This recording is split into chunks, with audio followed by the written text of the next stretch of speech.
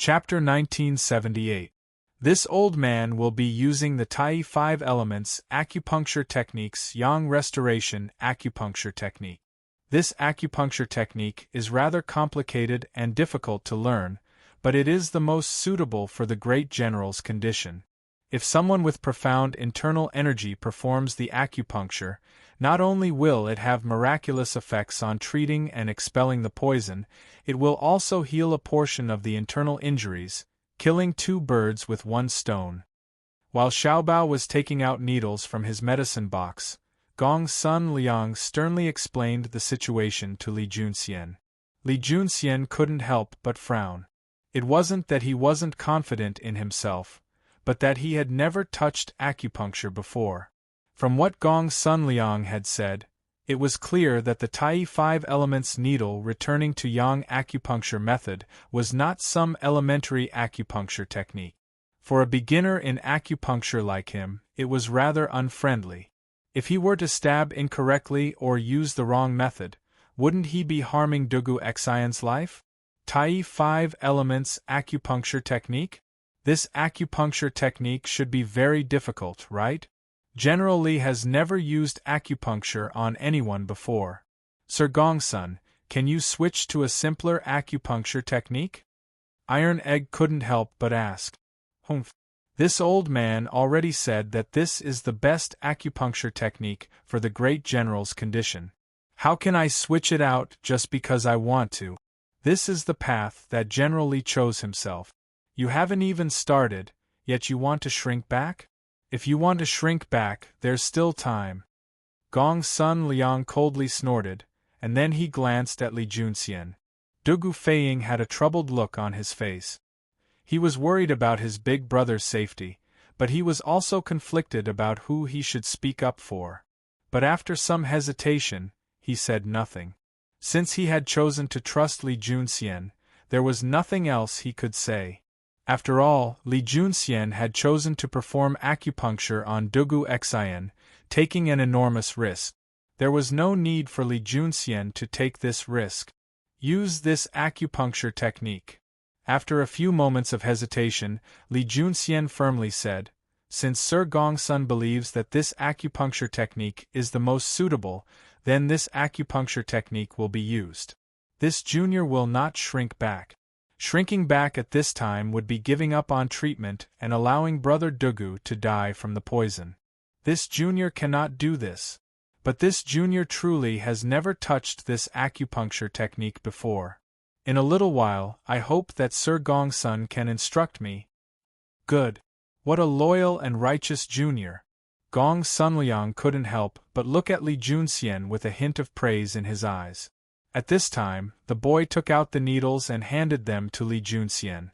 Li Junxian naturally took them, but Gong Sunliang turned to the boy and said, "Xiaobao, take out another set of needles. Your master wants to use them." "Ah? Master, aren't you?" "Oh, okay, wait a moment, master." When Xiaobao heard this, he was puzzled at first, but when he met Gong Sunliang's eyes, he quickly corrected himself. Gong Sunliang nodded, then turned to Dugu Feiying, who had the same confused expression, and said, "Little General, quickly send someone to the kitchen to get a large piece of pork for this old man. This old man will need it later." Pork? Hearing this, Dugu Feiying couldn't help but be stunned. However, he quickly regained his senses and hurriedly nodded. Good, good, good. I'll go to the kitchen and get it for you." Saying so, Dugu Feiying directly used his light movement skill and left the room. He was actually going to personally fetch the pork for Gong Sunliang. Everyone in the room was confused, except for Gong Sunliang and Li Junxian. Gong Sunliang had a confident look on his face, while Li Junxian had a pensive look on his face. "Many thanks." After a few moments, Li Junxian's eyes flashed as he seemed to understand something. He clasped his fist at Gong Sunliang in gratitude. Gong Sunliang silently smiled. As he spoke, the door was pushed open from the outside. Following that, everyone saw a blurry figure rush in from outside. After the figure stood still, Everyone focused their eyes and realized that it was actually Dugu Feiying who had just gone to the kitchen to get the pork. How could he be so fast? Everyone couldn't help but be alarmed. Iron Egg even suspected that Dugu Feiying hadn't gone down the stairs at all. Instead, he had jumped down the stairs, taken the pork from the kitchen, and then used lightness arts to fly back up. Otherwise, he couldn't have been so fast. This was enough to show just how anxious Dugu Feiying was to save Dugu Xian. Sir Gong's son, do you think this piece of pork will do? Dugu Feiying asked Gong's son Liang as he held up a piece of pork, but, of course, it still had the skin on it. It's fine. Gong's son Liang's lips twitched, and then he nodded and pointed at a square table. Place it on the table. Okay. Dugu Feiying obediently placed the pork on the table. At this time, Xiaobao handed over a second set of silver needles to Gong's son Liang. Gong's son Liang took them and walked over to the table. He glanced at Li Junxian and sternly said, "Since everything is ready, there's no time to lose. Let's begin." Okay. Dugu Xian nodded and took the silver needles to Dugu Xian's bed. Everyone was still confused. They still didn't understand why Gong's son Liang had insisted that Dugu Feiying bring over a piece of pork. But this question didn't last for long, as Gong's son Liang quickly gave them the answer. Since you are already familiar with the acupuncture points of the human body, this old man is not worried that you will stab the wrong place. The greatest difficulty for you will still be the acupuncture technique. This old man will now tell you the names of the acupuncture points you need to stab into in the Huanyang acupuncture technique. This old man will demonstrate the technique, angle, and strength of each acupuncture point to you on this piece of pork. You can copy it like a cat drawing a tiger. With your comprehension ability, there shouldn't be any major mistakes. As for how much energy you need to pour into each acupuncture point, you should know better than this old man, so there's no need for this old man to remind you. With this method, you should be able to minimize the risk. Do you understand? After hearing Gong's son Liang's explanation, everyone was enlightened and couldn't help but sigh in praise of Gong's son Liang's thoughtfulness. To be more precise, he had fully utilized Li Juanxian's strengths and then used his personal teachings to make up for Li Juanxian's greatest weakness. In this way, the risk was truly minimized. I understand. Let's begin. Li Junxian nodded and opened the cloth bag containing the silver needles. Xiaobao hastily removed Dugu Xian's blanket and took off his clothes, immediately revealing the terrifying wounds on his body. And this was after the military doctor had stopped the bleeding before Gong's son Liang's group arrived. Otherwise, these wounds would have dried up all the blood on Dugu Xian's body. Gong's son Liang took out a silver needle 1 inch long from the cloth bag and began to use the pork on the table as an acupuncture experiment. For the first needle, take a needle 1 inch long and stab it into the Tiantu acupuncture point with one hand. When you feel some obstruction under the skin, immediately stop. After that, scrape the needle. Place your index finger against the end of the needle and use your thumbnail to scrape the needle from bottom to top. Pour in energy to unblock the Tiantu acupuncture point. Li Junxian listened and watched with rapt attention. After Gong's son Liang finished his explanation, he took in a deep breath and began to lift the needle, stab it in, and scrape the needle. He seemed to be doing the exact same thing as Gong's son Liang. This level of imitation was simply breathtaking. Gong Sun Liang's eyes brightened. With Li Juanxian's outstanding perception, if he could maintain this state, the chances of success would be much higher. They might even be able to save Dugu Xian today. Chapter 1979. Big Brother! You have to wake up. As Li Junxian raised the silver needle and prepared to stab it into Dugu Xian's body, Dugu Feiying's heart leaped into his throat. Whether or not Dugu Xian could be brought back to life depended on this last needle. At the same time, Dugu Feiying couldn't help but pray that Li Junxian would make a mistake with this last needle. Otherwise, everything would be for naught. Under the eager gazes of the crowd, Li Junxian focused his mind and stabbed the silver needle into Dugu Xian's tai point. Then, he lifted the needle and rubbed the handle, performing a series of acupuncture techniques in a single breath. He was no longer as unfamiliar as he had been at the start. He was like a veteran doctor who had practiced medicine for many years. What came next was the most crucial step. Li Junxian took in a deep breath and gathered all the remaining energy in his body into his right arm. At this moment, Li Junxian's right arm was like a vast and turbulent river. His right palm was like a dam on the river, and on the dam were many sluice gates that controlled the flow of the river. What Li Junxian needed to do now was to control these 18 sluice gates and use the 18 needles to precisely irrigate the 18 acupuncture points on Dugu Xian's body. This was no simple task, as the 18 acupuncture points all required different amounts of true energy. Li Junxian had to divert a portion of his energy according to the amount of true energy required by each acupuncture point. If he wasn't a grandmaster, he would have never been able to control his true energy so precisely. With a buzzing sound, the 18 silver needles on Dugu Xian's body began to vibrate at different frequencies. It was as if 18 dancers were dancing on Dugu Xian's body. Not only did they have different postures, but they also had different postures. They began to dance gracefully on Dugu Xian's body.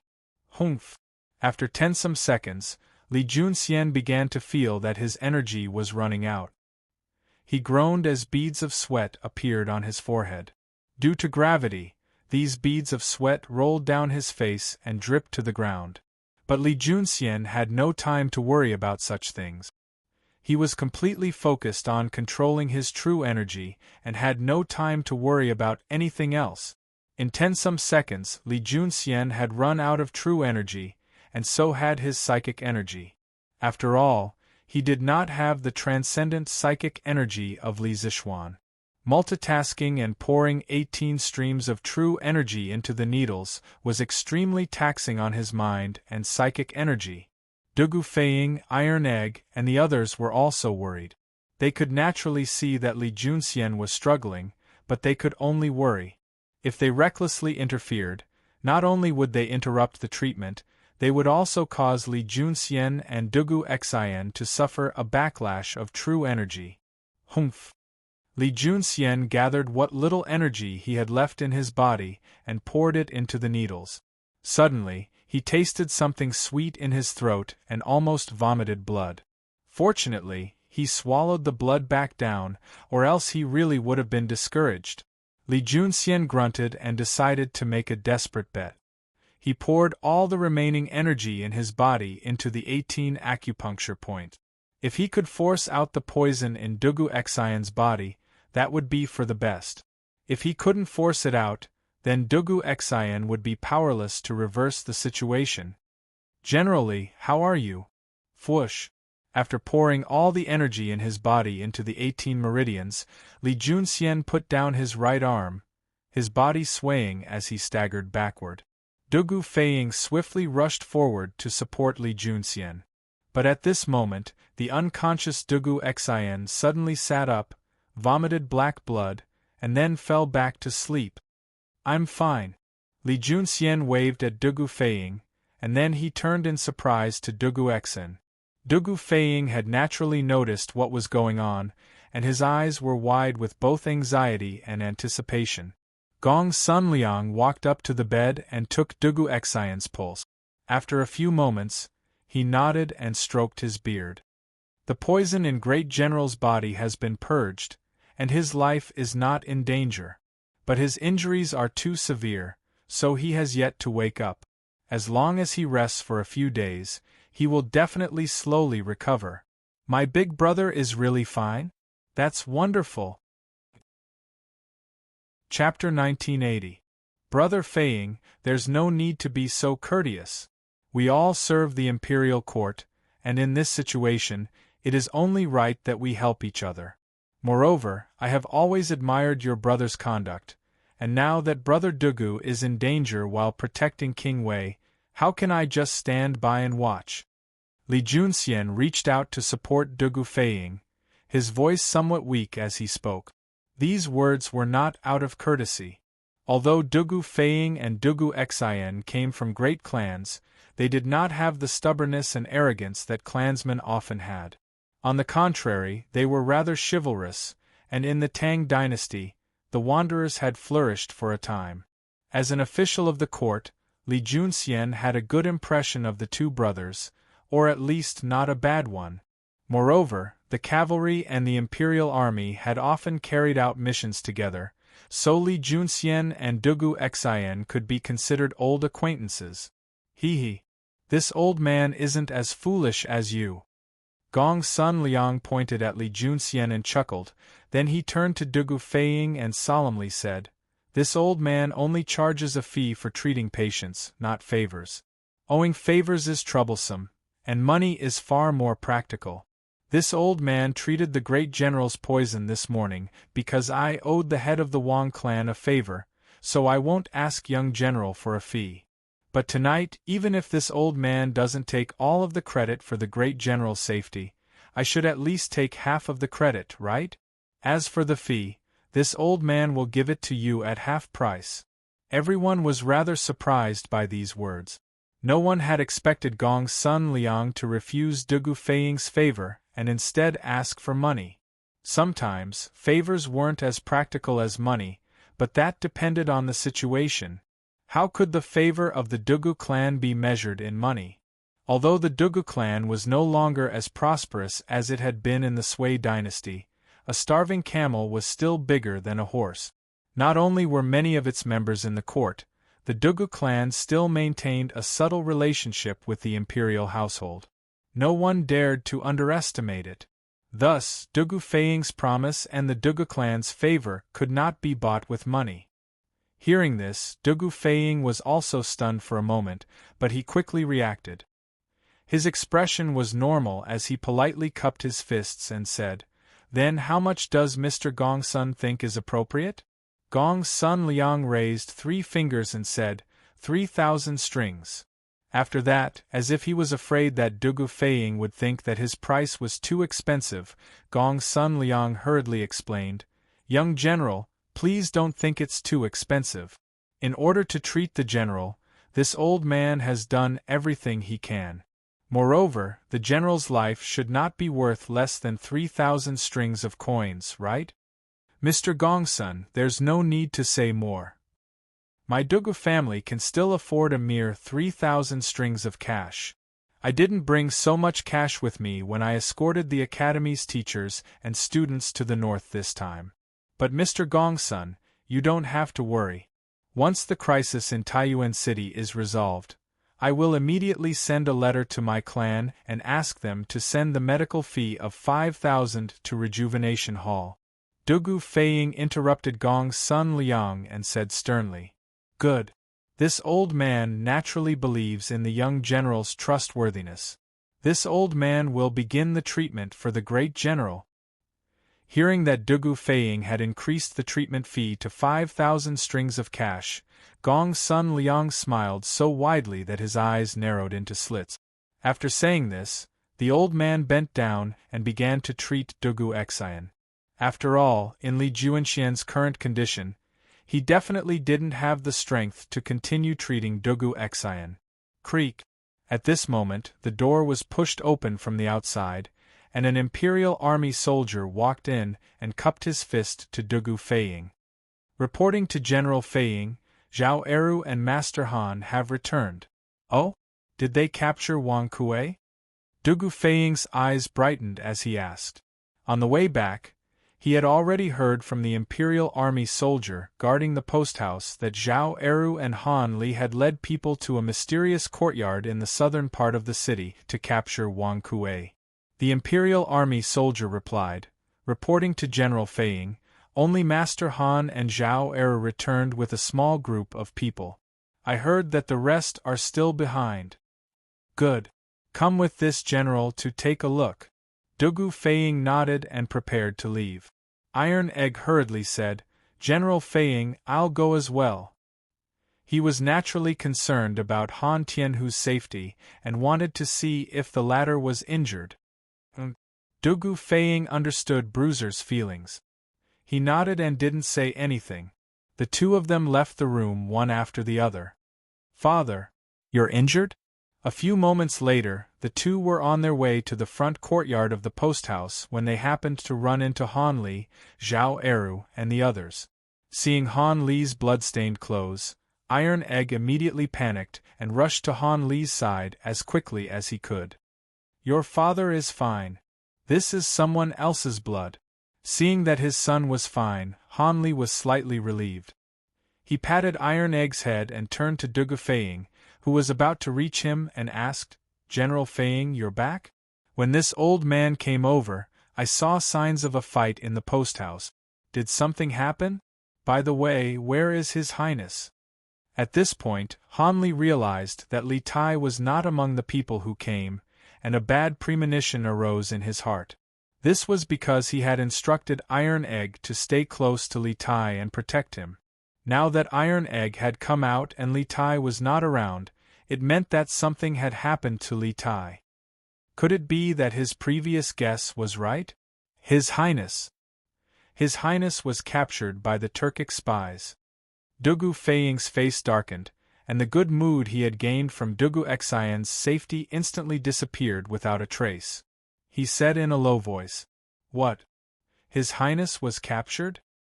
Hearing this, even though Han Li was prepared, he could not help but be shocked.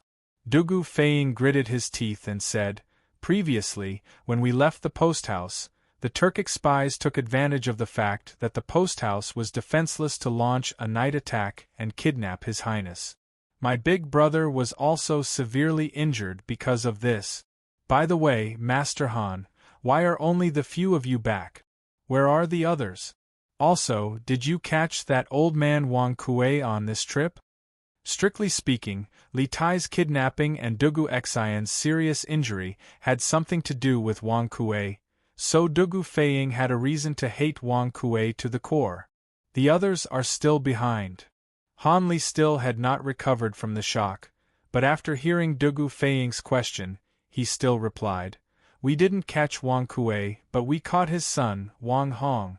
When we defeated Wang Kuei's assassins and learned that Zhao Dian did not send anyone to inform us in advance, this old man felt that something was wrong and hurried back with a group of light cavalry. But I didn't expect to be one step too late." Chapter 1981. This is all my fault. I should have sent someone else to the provincial governor's residence and the Bing province barracks while I remained at the relay station.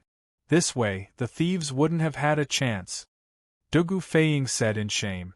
After a few moments of silence, Han Lijing comforted, "Since it's already happened, there's no point in blaming yourself. Our first priority is to save His Highness.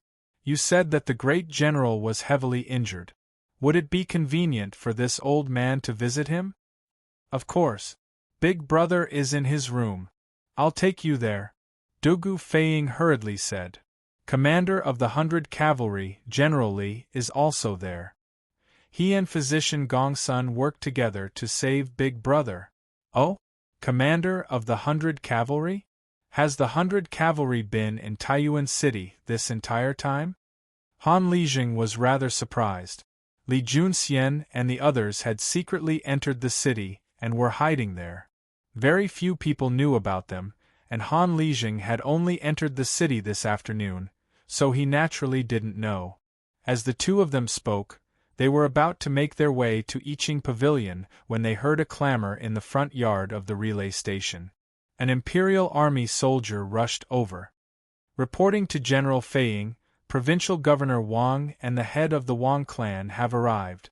Provincial Governor Wang and the head of the Wang clan have arrived. Dugu Feiying and Han Lijing glanced at each other and said, "They must have come because of King Wei. Let's go. Let's go and see." Han Lijing nodded and the two of them made their way to the front yard.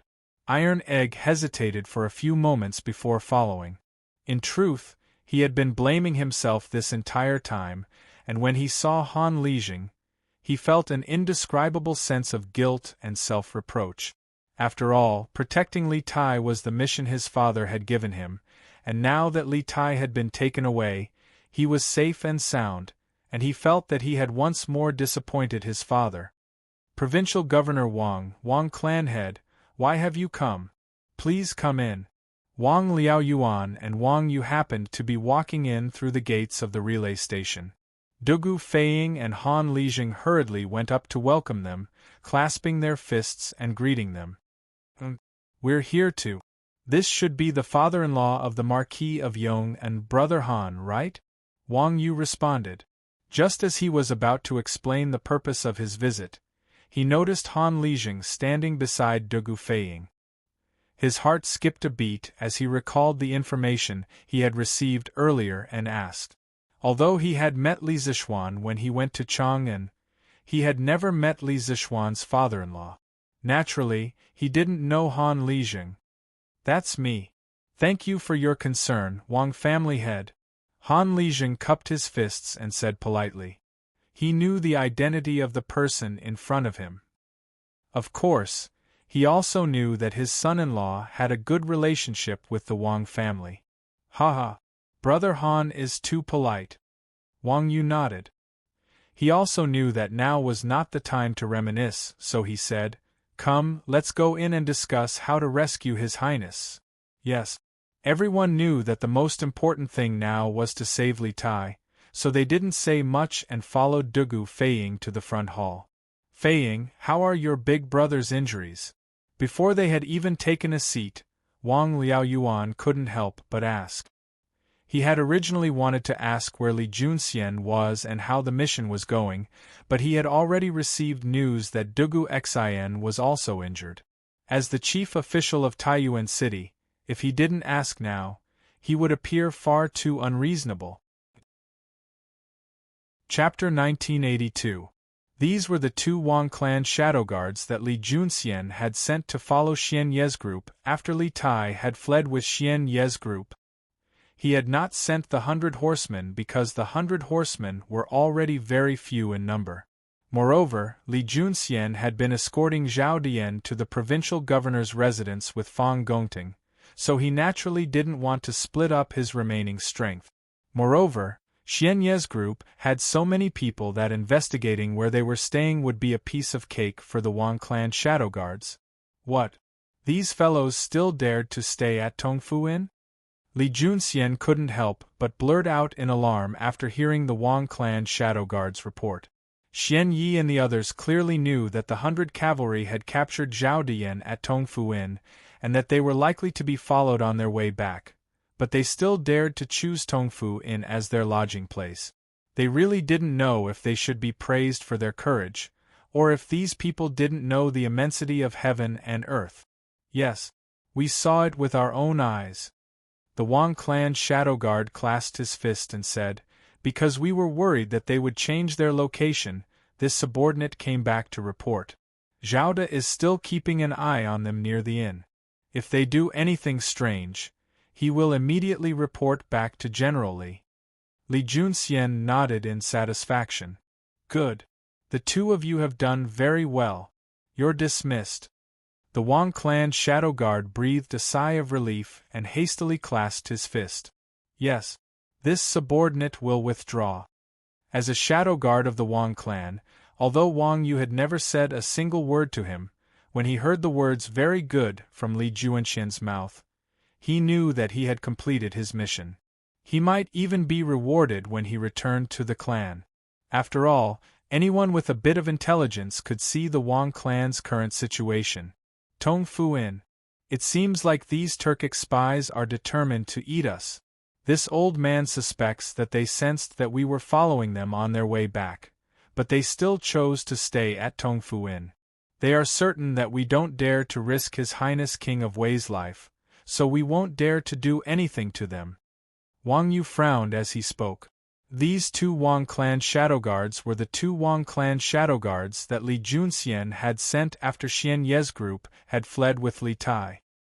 He had not sent the 100 cavalry because they were already very few in number. Moreover, Li Junxian and Fang Gongting had been escorting Zhao Dian to the provincial governor's residence, so Li Junxian naturally did not want to split up his remaining forces. Moreover, Xian Ye's group had many people, and investigating their base would be a piece of cake for the Wang clan's shadow guards. What? These fellows dared to stay at Tongfu Inn?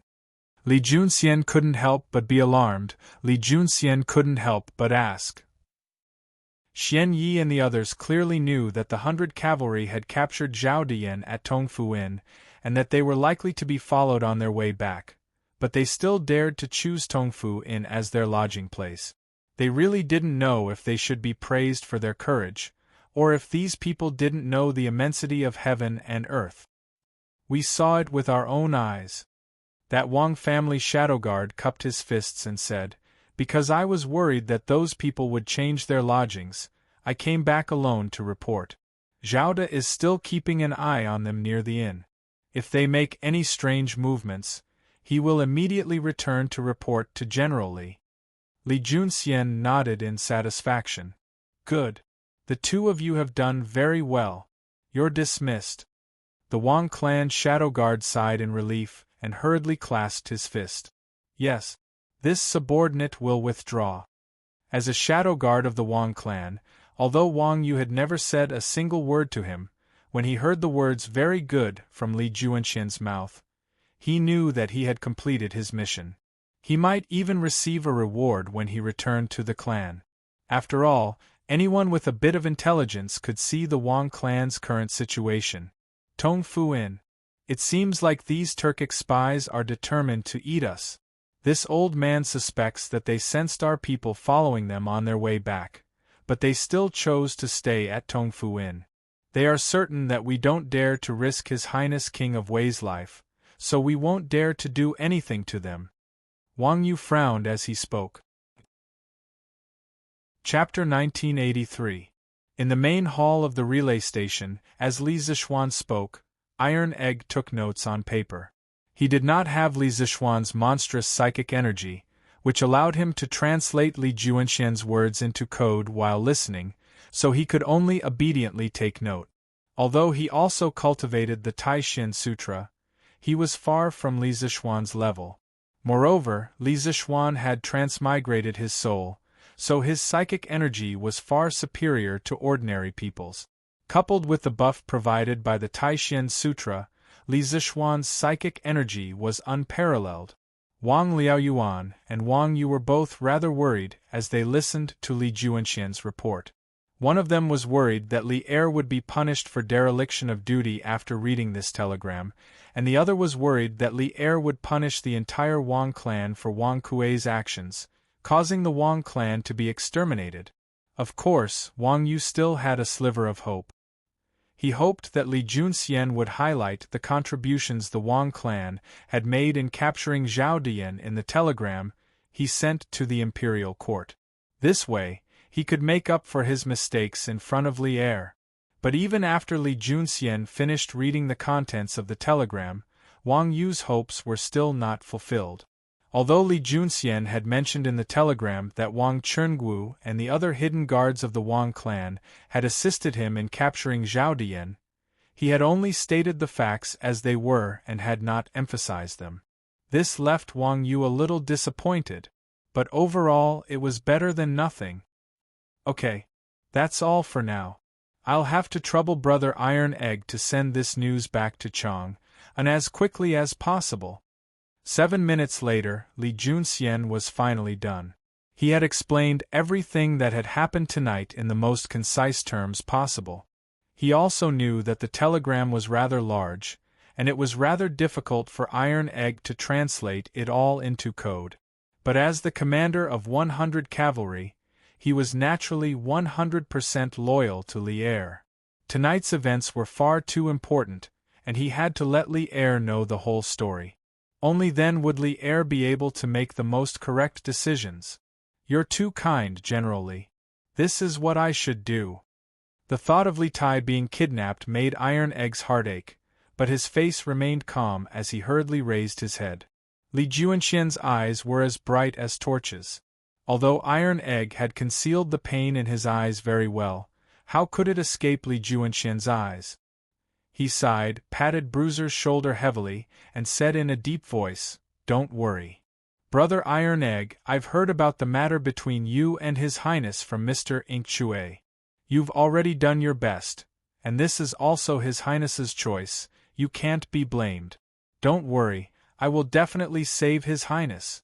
Iron Egg froze. He turned to Li Junxian and firmly said, "General Li, when you save Qinke, please take me with you." "All right." After staring at Iron Egg for a moment, Li Junxian finally agreed to Iron Egg's request. Iron Egg turned around and began to translate Li Junxian's instructions into code so that he could send it back to Chang'an. At this moment there was a rush of footsteps outside, and a few moments later, an armored soldier walked in. This was none other than Zhao Eru, who had led the army to the secret estate in the southern part of the city to capture Wang Kuei. Reporting to General Feiying, Provincial Governor Wang Clan Head, "You're also here?"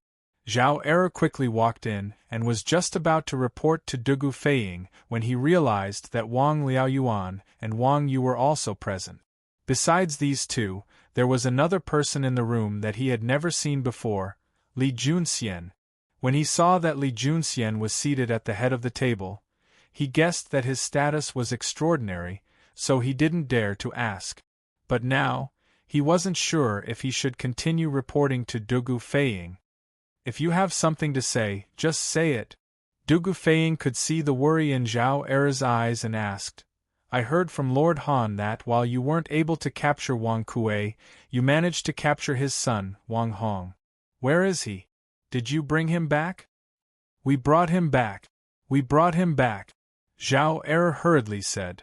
This subordinate was just about to ask General how to settle Wang Hong down. "I originally wanted to put him in prison, but this fellow thinks that the prison is too dirty and refuses to go in." "General, what do you think?" Zhao Eru awkwardly scratched his head. After all, Wang Hong was a member of the Wang clan, and Wang clan head Wang Yu was still present. There were some things that he couldn't say too harshly.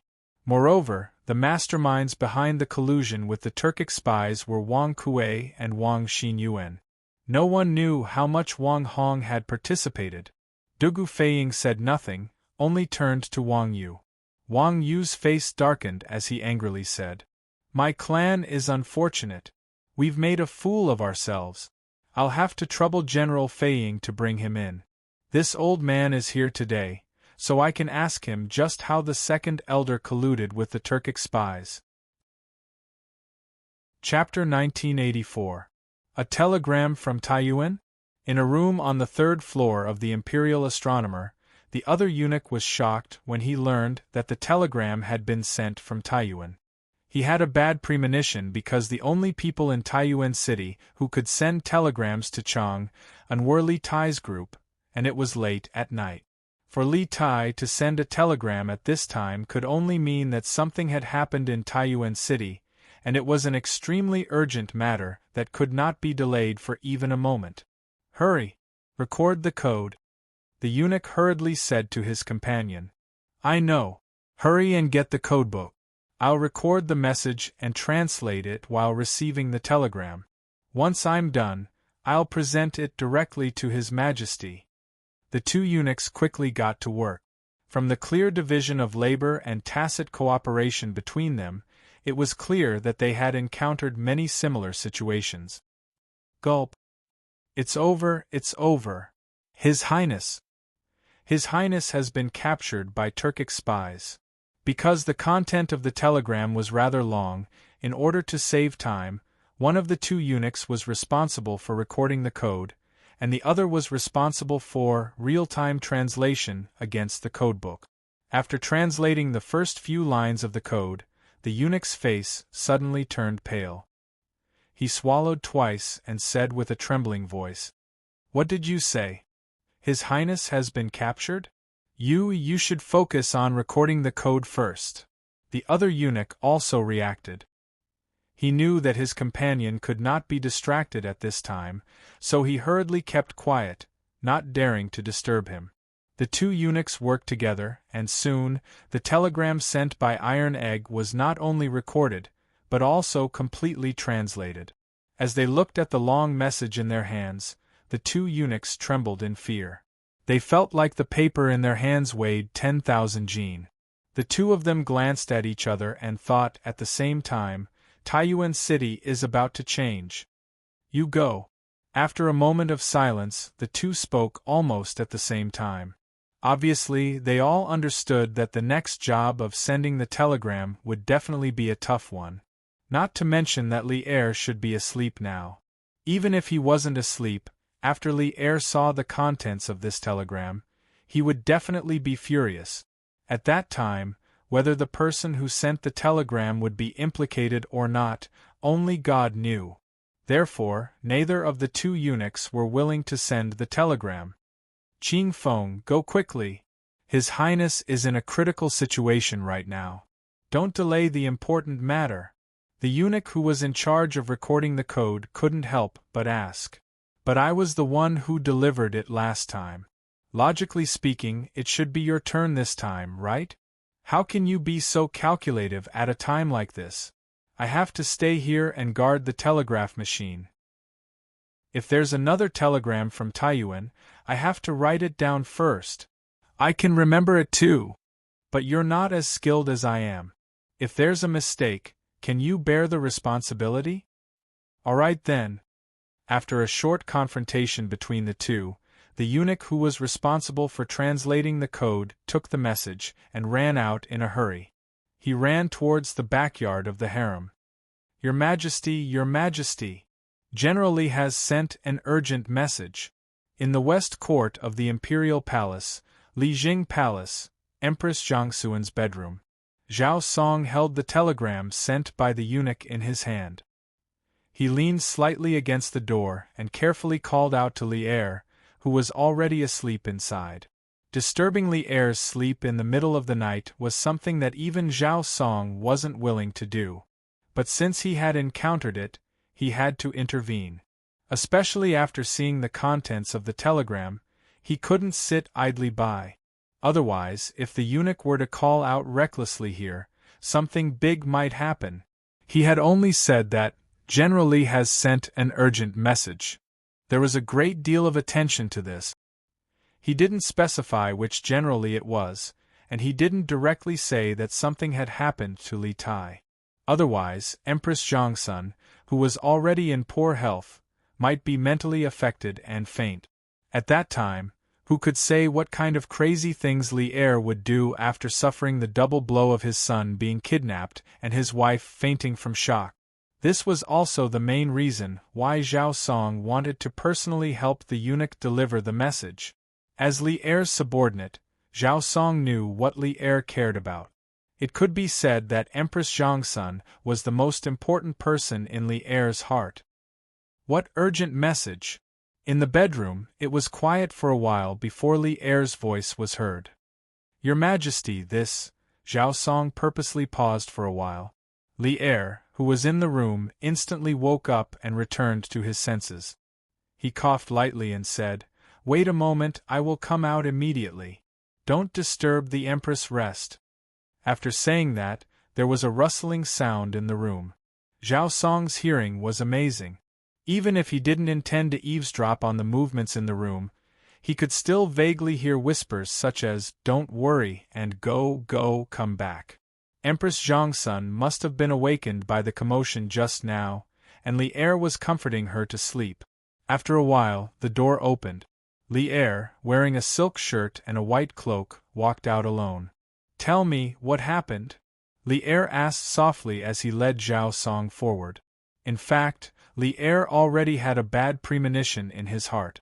He could feel this from Zhao Song's stammering earlier. Your Majesty, something happened in Taiyuan. General Li sent an urgent message saying that a group of Turkic spies attacked the post house tonight. The Imperial Army suffered heavy losses, and His Highness King Wei was kidnapped. Zhao Song looked around vigilantly, then whispered to Li Er. You said that Qing Ke was kidnapped?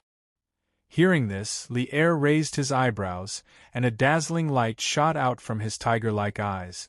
At the same time, he stood still, and his muscles tensed. He was like a lion about to go berserk, ready to rush out and tear his enemies and prey into pieces at any time. "Your Majesty, please calm down. This is a telegram from Commander Li from Taiyuan. It records in detail what happened before and after Her Highness was kidnapped. Your Majesty, please take a look." Zhao Song trembled. From Li Er's plain words, he could feel the endless anger in Li Er's chest. He held the telegram in his hand in his palm and handed it to Li Er. Chapter 1985. Zhao Dian, Wang Kuei. Outside Empress Zhangxuan's palace, after Li Er finished reading the telegram, the anger on his face could no longer be concealed. He tightly grasped the telegram in his hand and said word by word, "If anything happens to Qingke, I want their entire clan to be buried with her." In the middle of summer, Zhao Song felt the temperature of the entire courtyard drop when Li Er said this. Ever since Li Er ascended the throne, Zhao Song had never seen Li Er lose his composure like this. From this, it could be seen that Li Tai was very important in Li Er's heart. In fact, this was indeed the case. Not to mention that Li Tai had been doted on by Li Er since young. Li Zishuan had appeared out of nowhere more than a year ago. Li Tai had become Li Er's master and had begun to learn the immortal knowledge of Li Zishuan. Furthermore, he had become Li Er's most outstanding student. Li Er's love and care for Li Tai had become even greater than before. It could be said that among all the princes, Li Tai and Li Qingqian had almost the same weight in Li Er's heart. However, Li Tai had been kidnapped by Zhao Dian's men. How could Li Er not be angry? When an emperor was angry, blood would flow for 1,000 miles. What is the background of this Zhao Dian? Have you found out? Taking 2 deep breaths, Li Er finally calmed his emotions and asked in a low voice. Zhao Song cupped his hands and replied, "Your Majesty, after receiving the information from His Highness in Tian City in the evening, this old servant has already sent people to investigate Zhao Dian. However, until now we have not found any useful information." Near evening, Li Tai had sent a telegram back to Chang'an. The contents of the telegram were the secret letter that Han Lijing had brought to Taiyuan. After reading the telegram, Li Er had ordered the governor of Taiyuan to urgently inform the 4 border provinces to prepare their defenses and prevent Xieli from leading soldiers into the Great Tang. At the same time, Li Er had ordered Zhao Song to investigate Zhao Dian's identity. Zhao Song naturally did his best to carry out Li Er's orders, but unfortunately, time was simply too short. Even if he mobilized all his subordinates, it was very unlikely that he would be able to find Zhao Dian's identity in such a short amount of time. Li Er couldn't help but frown, and then he said, "Issue an order for the 100 cavalry to assist you in investigating Zhao Dian's identity. Before dawn tomorrow, we want the results." The 100 cavalry was the most elite's trump card, not just in terms of martial arts, but also in terms of intelligence. Although the 100 cavalry commander, Li Er, was currently in Taiyuan City, the 100 cavalry had many other capable subordinates, and they had many intelligence files as more intelligence files. Having the 100 cavalry as alsos, the 100 cavalry had Wangzi's sent. Had. This old servant obeys the decree. Zhao Song's heart trembled. He knew that Li Er was truly furious, so he hurriedly clasped his hands in acknowledgement. In truth, when Li Junxian had learned of the contents of the secret letter that Han Lijing had intercepted, he had immediately sent a messenger pigeon to the 100 Cavalry Department in Chang'an, requesting their assistance in investigating Zhao Dian's identity. However, messenger pigeons could not keep up with the speed of telegrams. If the 100 Cavalry Department wanted to receive Li Junxian's message, they would have to wait until the second half of the night or until the next morning. Based on Li Junxian's telegram, Dugu Xin is heavily injured and almost dead. The Imperial Army has suffered grievous losses, and Li Junxian has emerged from the shadows into the light. The situation is extremely bad for Qin Ke and the others. Chapter 1986. Chong and City Black Armored Armies Camp.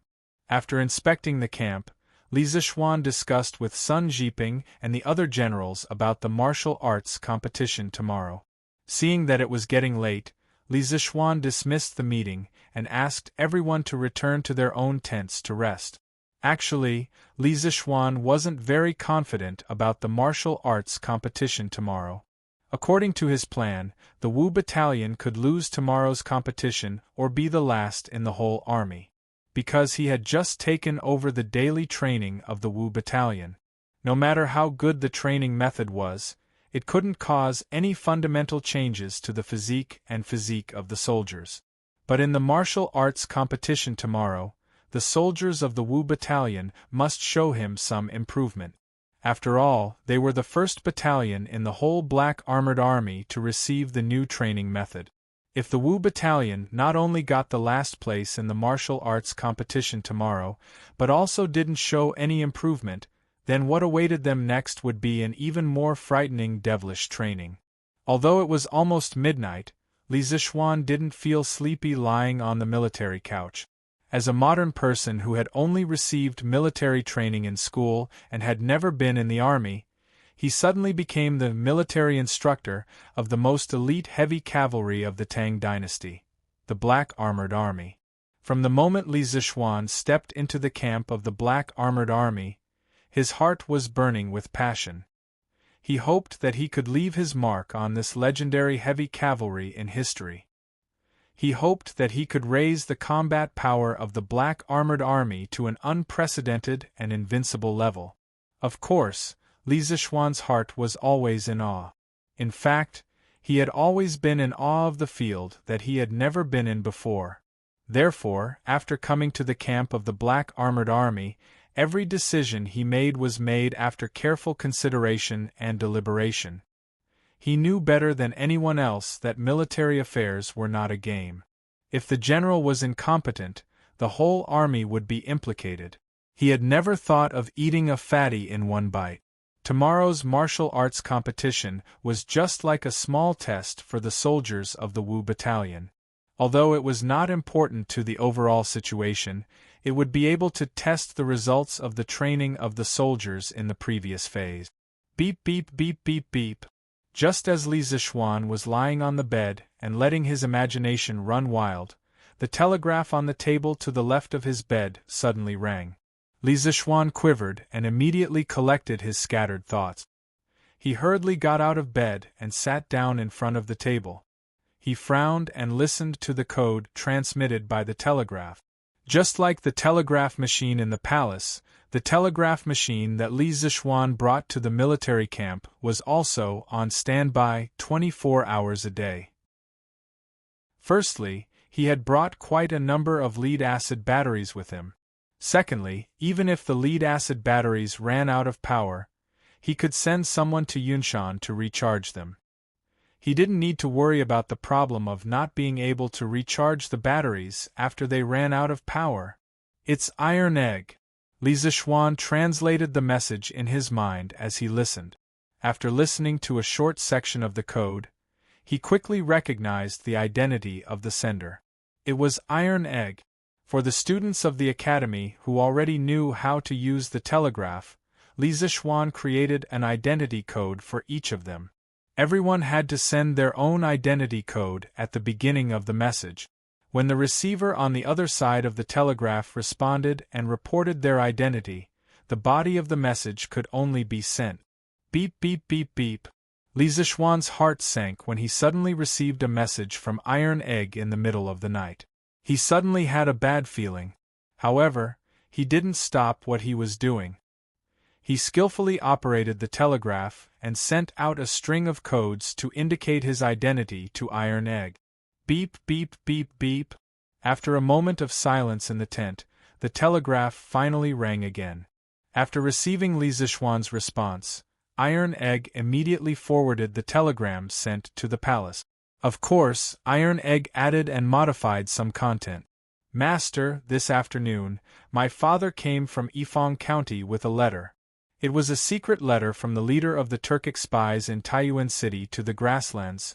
In the telegram, Iron Egg not only told Li Zishuan everything that had happened in Taiyuan City tonight, but also briefly told him that Han Lijing had come to Taiyuan in the afternoon with Zhao Dian's secret letter.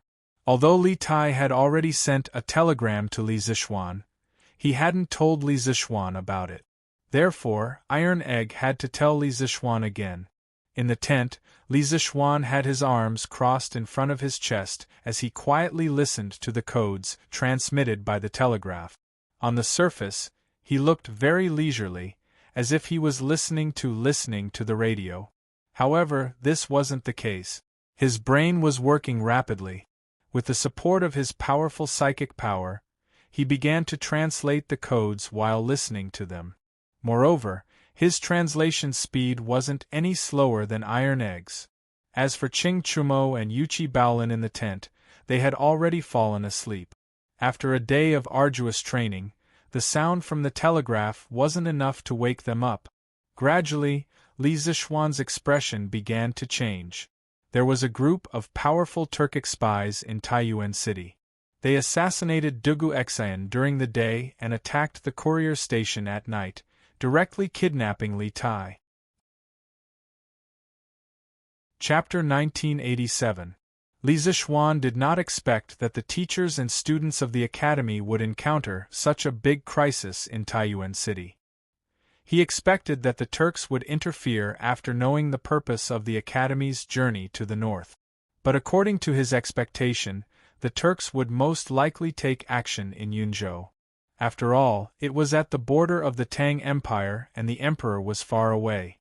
But he never expected that the Turks would directly throw out the trump card in Taiyuan City. Shouldn't they first test the situation in Taiyuan City and then launch the fatal blow in Yunzhou?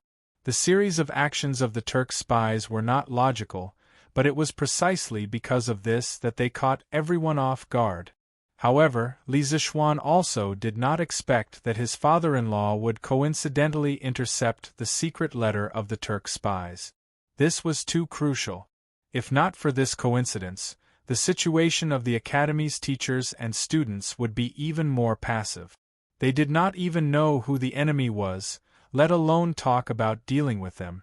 Of course, what Li Zishuan did not expect the most was that the leader of the Turk spies was actually Zhao Dian. Although he wasn't very familiar with history in his previous life, he had still heard of Zhao Dian. This guy was the biggest traitor in the Tang Empire.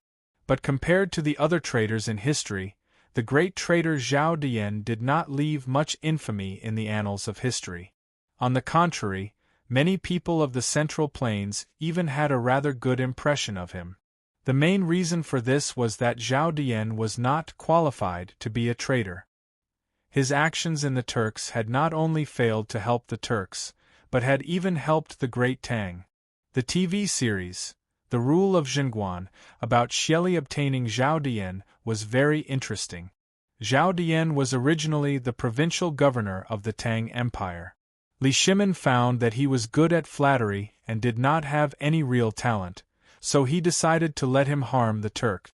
Li Shimin first removed Zhao Dian from the position of provincial governor and then let Zhao Dian follow the Tang Empire's delegation to the Turk. After Zhao Dian arrived at the Turks, his flattery made the Great Khan feel very comfortable, so he decided to put Zhao Dian in an important position. In order to let Zhao Dian serve Xieli wholeheartedly, Li Shimin even sent Zhao Dian's family to the Turk. As the history books were limited, there was no record of how Xieli obtained Zhao Dian. The Comprehensive Mirror for Aid of Governance, Volume 192, only recorded that Xieli Khan obtained the Chinese Zhao Dian, entrusted him with the task.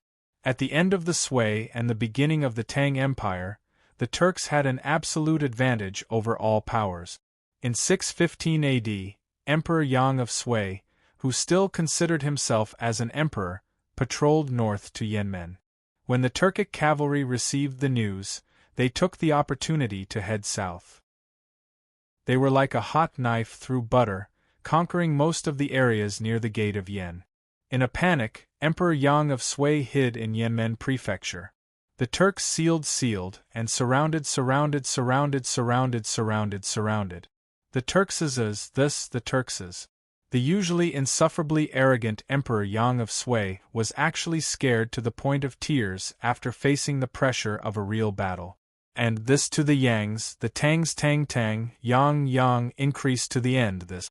After this battle, the reputation of the Eastern Turkic Khaganate soared, and it became the hegemon of the Northeast Asian steppe. Reaching the peak, they expanded their territory from the Khitan and Shui tribes to the vast region between Tuyuhun and Gaochang in the west. The chiefs of the various tribes and the rulers of the small countries all submitted to the Turks. After the Sui dynasty was wiped out, the Turks became even more prosperous. At that time, the various warlords in the north of the Zhongyuan more or less had dealings with the Turks, amongst which included Li Yuan, who was based in Shaanxi. He even submitted to the Turks so that when he attacked Chang'an, he could borrow 500 Turk cavalry. Through this method of borrowing the tigers might to give the opponent a great deal of psychological pressure. The power of the Eastern Turks was growing stronger by the day, and they even seemed to have the ability to threaten the great Tang and aspire for the throne of the Central Plains. But to the Khan of the Eastern Turks, Xieli, there had always been a worry in his heart. He longed for supreme authority like Li Yuan and Li Er. When the Turks started, their rule was really simple. The other nobles under the Khan also had a lot of power. In their own tribes, they kept their original laws and were not interfered with by the Khan. The Emperor of the Central Plains had the right to control the life and death of his subjects, but for the Turkic Khans, this was only a dream. Hence, Xieli appointed Zhao Dian, who had escaped to the grassland, to carry out a huge political reform. Xieli hoped to use this to strengthen his power and unify all the tribes that had autonomy. Zhao Dian, who was appointed, did not fail his mission. He had brought the methods of ruling the Central Plains dynasty to the grassland without any changes. Hence, the Khan forced the Turks to carry out a Han-style reform. At that time, the Zhongyuan dynasty had a very advanced country management system. For example, 3 provinces and 6 departments, the prefecture and county administrative system, etc. This system was much more advanced than the Turks' administrative system. The crux of the problem was that this advanced system was suitable for China, which focused on agriculture, but not for the nomadic Turks. It was like how a strict personnel system was suitable for big companies but not for small private enterprises. Xieli did not understand this theory, so he gave Zhao Dian full authority to push forward the Turks' administrative system reform. However, the Turks were used to the simple, violent, and effective administrative system. They had a lot of resistance towards Zhao Dian's reform. To push forward the reform smoothly, Zhao Dian used the power given by Xieli to suppress the Turks who were against the reform. Zhao Dian's reform was pushed forward in the face of heavy resistance, causing the Turks to be unhappy with Xieli. This matter was recorded in the Aid of Governance Tongjian, Volume 192. The original text was, "Virtuous words have their own power and fortune, changing the old customs much. The government decrees are cumbersome, the people are beginning to be displeased." Zhao Dian copied China's administrative method, complicating a simple problem, causing all the major Turkic tribes to complain about the great Khan Xieli. Under Zhao Dian's influence, many Turks were not willing to work for Xieli. The tribes that had the conditions and the chance started to think of ways to break away from Xieli's control. Some even went to the Tang dynasty. For example, the Khitan tribe leader a few months ago led his tribe to defect to the Tang dynasty. A large part of the reason was that Xieli had started to become disloyal on the grassland. So, to a certain extent, even though Zhao Dian was a big trader, he was a big trader who had made great contributions to Li Er. Chapter 1988. I have already predicted what would happen tonight.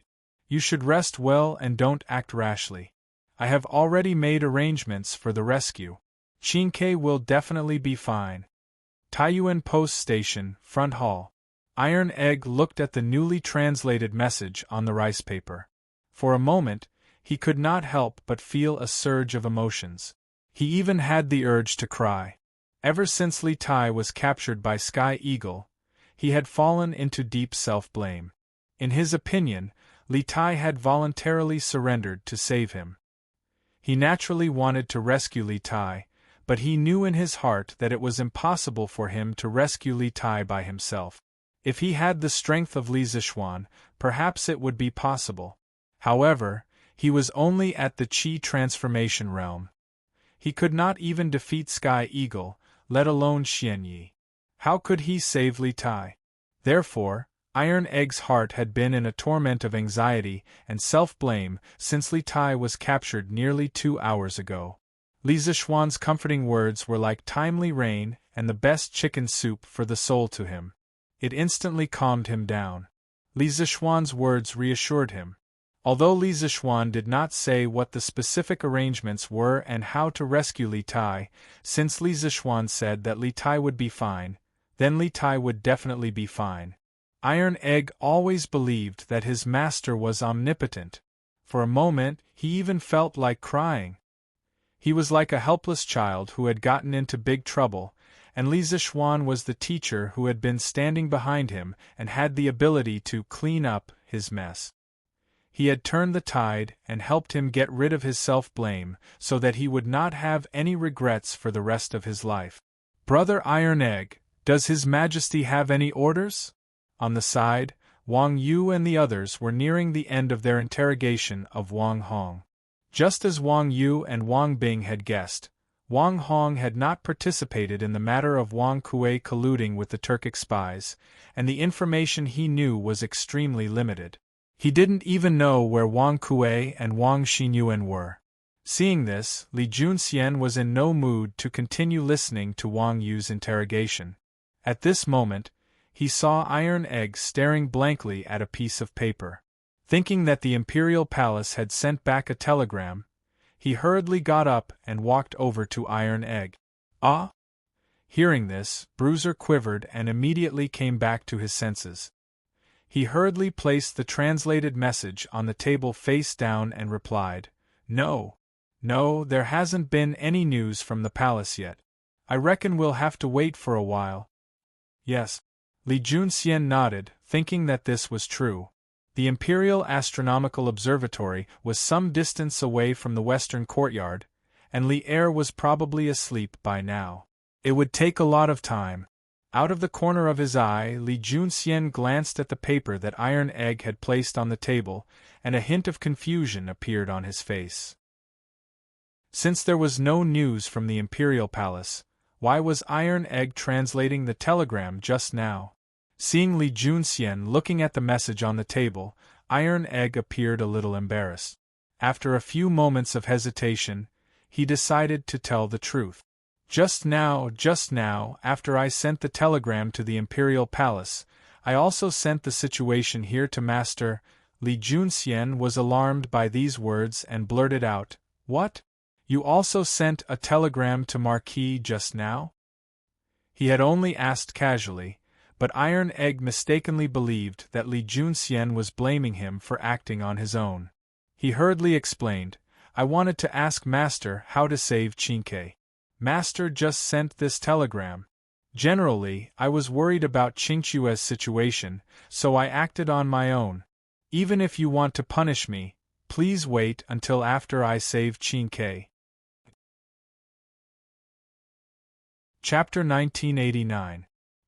His Majesty has decreed that all officials and generals in Taiyuan City are under Li Junxian's control for the time being, and Li Junxian is granted the authority to act first and report later.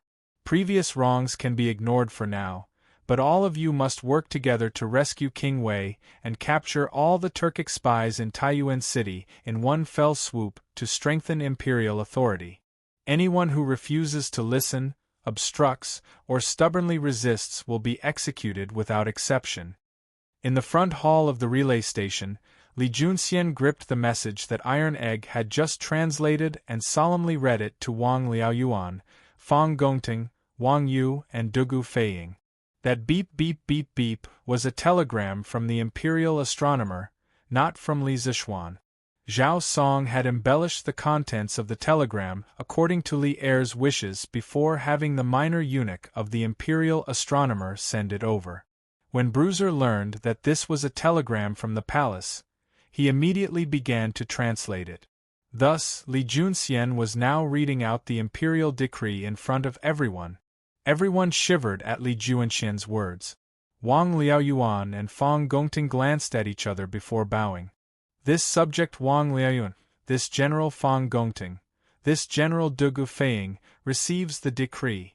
Telegraph machines were no longer anything new to the Taiyuan government, especially the Bingzhou governor's residence and the subjugation residence.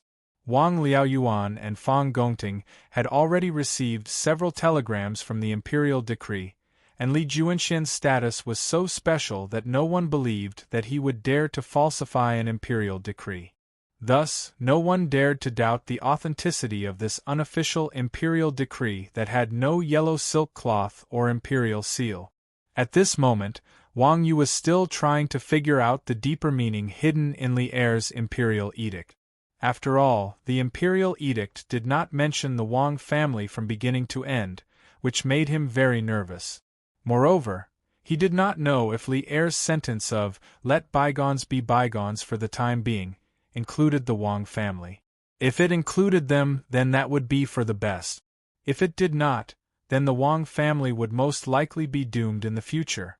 Seeing Wang Liaoyuan, Fang Gongting, and Dugu Feiying bow to receive the decree, Wang Yu hastily bowed and clasped his hands. This subject Wang Yu receives the decree. Although he was not a local official or general in Taiyuan, as the provincial governor of a province, he was now trapped in Taiyuan City. Therefore, he should be one of the officials and generals in Taiyuan City. Although it sounded far-fetched, it was understandable. With the Wang family's position in Taiyuan, even Wang Liaoyuan, the provincial governor of Bingzhou, could not compare to them in terms of power and influence. With the Wang clan's help, Taiyuan's Taiyuan Li's name. Seeing this, Li Junxian put away the telegram and turned to the others. None of us wanted to see His Highness kidnapped, and all of us were responsible. But if we can safely rescue His Highness, we will make up for our mistake. His Majesty has always been fair in his rewards and punishment. I trust that he will not only not punish us, he will even reward us. As the highest-ranking official in Taiyuan City, Wang Liaoyuan was the first to express his stance. General Li is correct. Since His Majesty has decreed, this official and all the officials and bailiffs of the provincial governor's residence will do our best to cooperate with General Li. As for the various county offices, if General Li requires their cooperation, this official will immediately send word to them. I only hope that we can quickly rescue His Highness King of Wei. Chapter 1990. The message Li Zishuan had sent to Iron Egg had not been purely to comfort Iron Egg. Although he had been in the army camp this entire time, he had been paying close attention to the situation in Taiyuan City, and he had even planted a backup plan in Taiyuan City to prevent any mishaps from befalling the students and teachers of the academy. The 32 students and teachers heading north to build the telegraph relay station were all elites of Yanhuang College, engineering talents that Li Zishuan had spent a great deal of effort to cultivate. He was more concerned about the safety of Li Tai and Iron Egg than anyone else, perhaps even more than Li Er. Li Er might only be concerned about Li Tai's safety, but Li Zishuan was concerned about all the students and teachers of the academy heading north.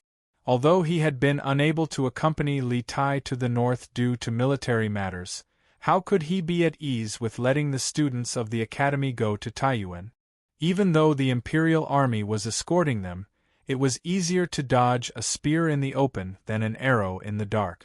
The imperial army might be able to block a spear in the open, but it was probably not very good at dealing with a sneak attack in the dark. The day Li Zixuan entered the army camp was the day that the students and teachers of the academy were heading north. For the first few days, he had been uneasy, sensing that something major was about to happen, so he had used the telegraph to send a secret telegram to Cloud Mountain. On the same day, a person rode down from Cloud Mountain and headed straight for Taiyuan. In terms of time, that person had left earlier than Li Junxian, so he should have arrived at Taiyuan before Li Junxian.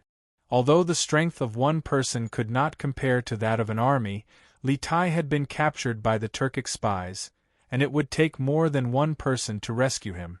Just as Li Zixuan had analyzed, they could only use skill, not brute force. Thus, the person that Li Zixuan had sent to Taiyuan might have a chance of saving Li Tai. Moreover, that person had some methods that even Li Zixuan had to be wary of. He was no simple person. "Officer's son, why did you call everyone here in the middle of the night?" In a tent near the west of the Black Armored Army's camp, there were 20 to 30 burly soldiers squeezed into the tent. The words that Li Zixuan sent to Iron Egg before were not purely to comfort Iron Egg. Although he had been in the military camp recently, he had been paying attention to the situation in Taiyuan City. Moreover, he had planted a backup plan in Taiyuan City in advance to prevent the teachers and students of the academy from encountering any mishaps. The 32 teachers and students who went north to build the telegraph relay station were all the elites of Yanhuang College. They were the engineering talents that Li Zixuan had spent a lot of effort to cultivate. He cared more about the safety of Li Tai, Iron Egg, and the others than anyone else, even more than Li Er. This was because while Li Er might only be concerned about Li Tai's safety, Li Zixuan was concerned about all the teachers and students of the academy heading north. Although he had been unable to accompany Li Tai to the north due to military matters, how could he be at ease with letting the people of the academy go to Taiyuan? Even though the Imperial Army was escorting them, it was easier to dodge a spear in the open than an arrow in the dark. The Imperial Army might be able to block a spear in the open, but it was probably not very good at dealing with a sneak attack in the dark. The day that Li Zixuan entered the camp was the day that the teachers and students of the academy were heading north. For the first few days, he had been uneasy, sensing that something major was about to happen. Thus, he had used the telegraph to send a secret telegram to Cloud Mountain. On the same day, a person rode down from Cloud Mountain and headed straight for Taiyuan. In terms of time, that person had left earlier than Li Junxian, so he should have arrived at Taiyuan before Li Junxian. Although the strength of a single person could not compare to that of an entire army, Li Tai had been captured by the Turkic spies. Relying on numbers alone was not enough to save him. Just as Li Zixuan had analyzed, they could only use ingenuity, not brute force. Thus, the person that Li Zixuan had sent to Taiyuan from Cloud Mountain might have a chance of saving Li Tai by himself. Moreover, that person had some tricks up his sleeve that even Li Zixuan had to be wary of. He was definitely not someone easy to deal with. "Field Officer's son, why have you called everyone here in the middle of the night?" In a tent near the west of the Black Armored Army's camp, there were 20 to 30 burly soldiers squeezed into the tent. Chapter 1991. This is General Chiu's order, are you all going to defy it? Sun Tao's words caused the noisy crowd to quieten down. No matter what, Chiu Xingong's prestige in the black armored troops was something that few could match. Of course, other than Duan Zixuan. Most of the 2nd Battalion soldiers were Chiu Xingong's old subordinates, and they naturally didn't dare to defy Chiu Xingong's orders. Seeing that the crowd had quietened down, Sun Tao continued, General Chiu said that if you are worried that you will be punished for killing someone, you can only injure the other party severely. Getting injured on the training grounds is a common occurrence. Didn't Li Kanjun say earlier that the more injuries you get on the training grounds, the less blood you will lose on the battlefield? All you have to do is follow General Chiu's instructions, and even if Li Kanjun thinks that we did it on purpose, he can only swallow this loss in silence." Hearing this, the crowd looked at each other, not knowing how to make a decision. But compared to before, they were obviously moved. After a moment of silence, Sun Tao didn't wait for the crowd to express their opinions. He crossed his arms and said, "I have already passed on General Chiu's words. As for what to do, you all know. That's enough. It's getting late, disperse and go back to your tents to rest." After saying that, Sun Tao didn't waste any more time and walked out of the tent. In fact, he was not too willing to do this mission that Chiu Shinggong had given him. Although he, Sun Tao, could not be considered a hero, he was definitely not a treacherous person. He had his own bottom line. If it was in the past, he would definitely despise this kind of underhanded action. But now it was different from the past. During the day, although the words that Chiu Shinggong had said to him were a little harsh, he couldn't help but admit that those words made some sense. If the 2nd Battalion really lost the competition 2 days later, then Chiu Shinggong would completely withdraw from the black armored troops' center of power. Once Chiu Shinggong withdrew to the second line, his situation and future would be worrying. Firstly, Chiu Shinggong's withdrawal meant that Li Zixuan would take over. When that time came, the 2nd Battalion would most likely fall into Li Zixuan's control. When that time came, as an old subordinate of Chiu Shinggong, how would he have a good time? Who knows, maybe Li Zixuan would directly send a trusted aide to replace him. Secondly, even if Li Zixuan still wanted him to be the lieutenant of the 2nd Battalion, he might not be up to it. The reason why he had been able to suppress the arrogant soldiers in the past was mainly because he relied on Chiu Shinggong's prestige. Once Chiu Shinggong fall, his ability and reputation in the black armored troops would not be able to suppress these old soldiers. At that time, Li Zixuan would have even more excuse to send someone to replace him. It was because of all these reasons that Sun Tao ultimately chose his future when faced with the choice between conscience and future. The night was as cold as water.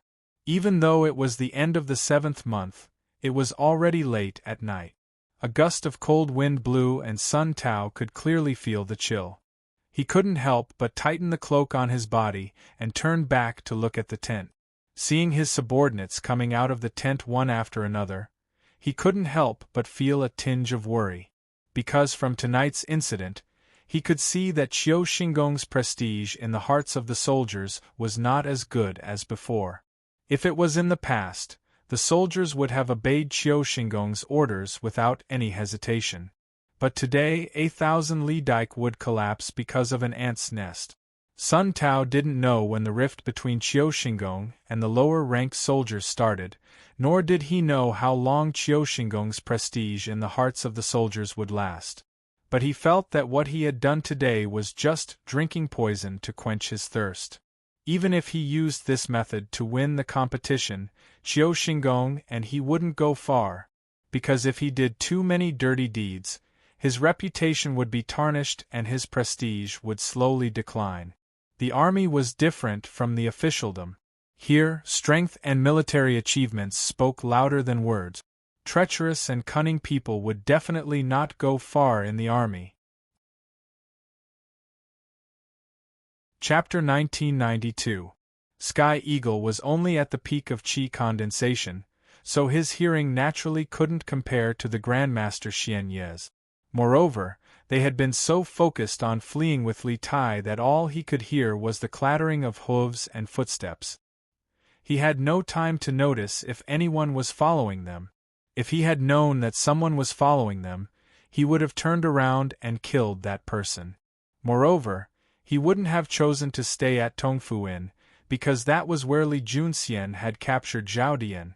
You can kill the people they sent to follow us on the surface, but what about the people hiding in the shadows? How could you kill them all? Xian Yi indifferently glanced at Sky Eagle and callously said, "Don't forget that we're in Taiyuan City.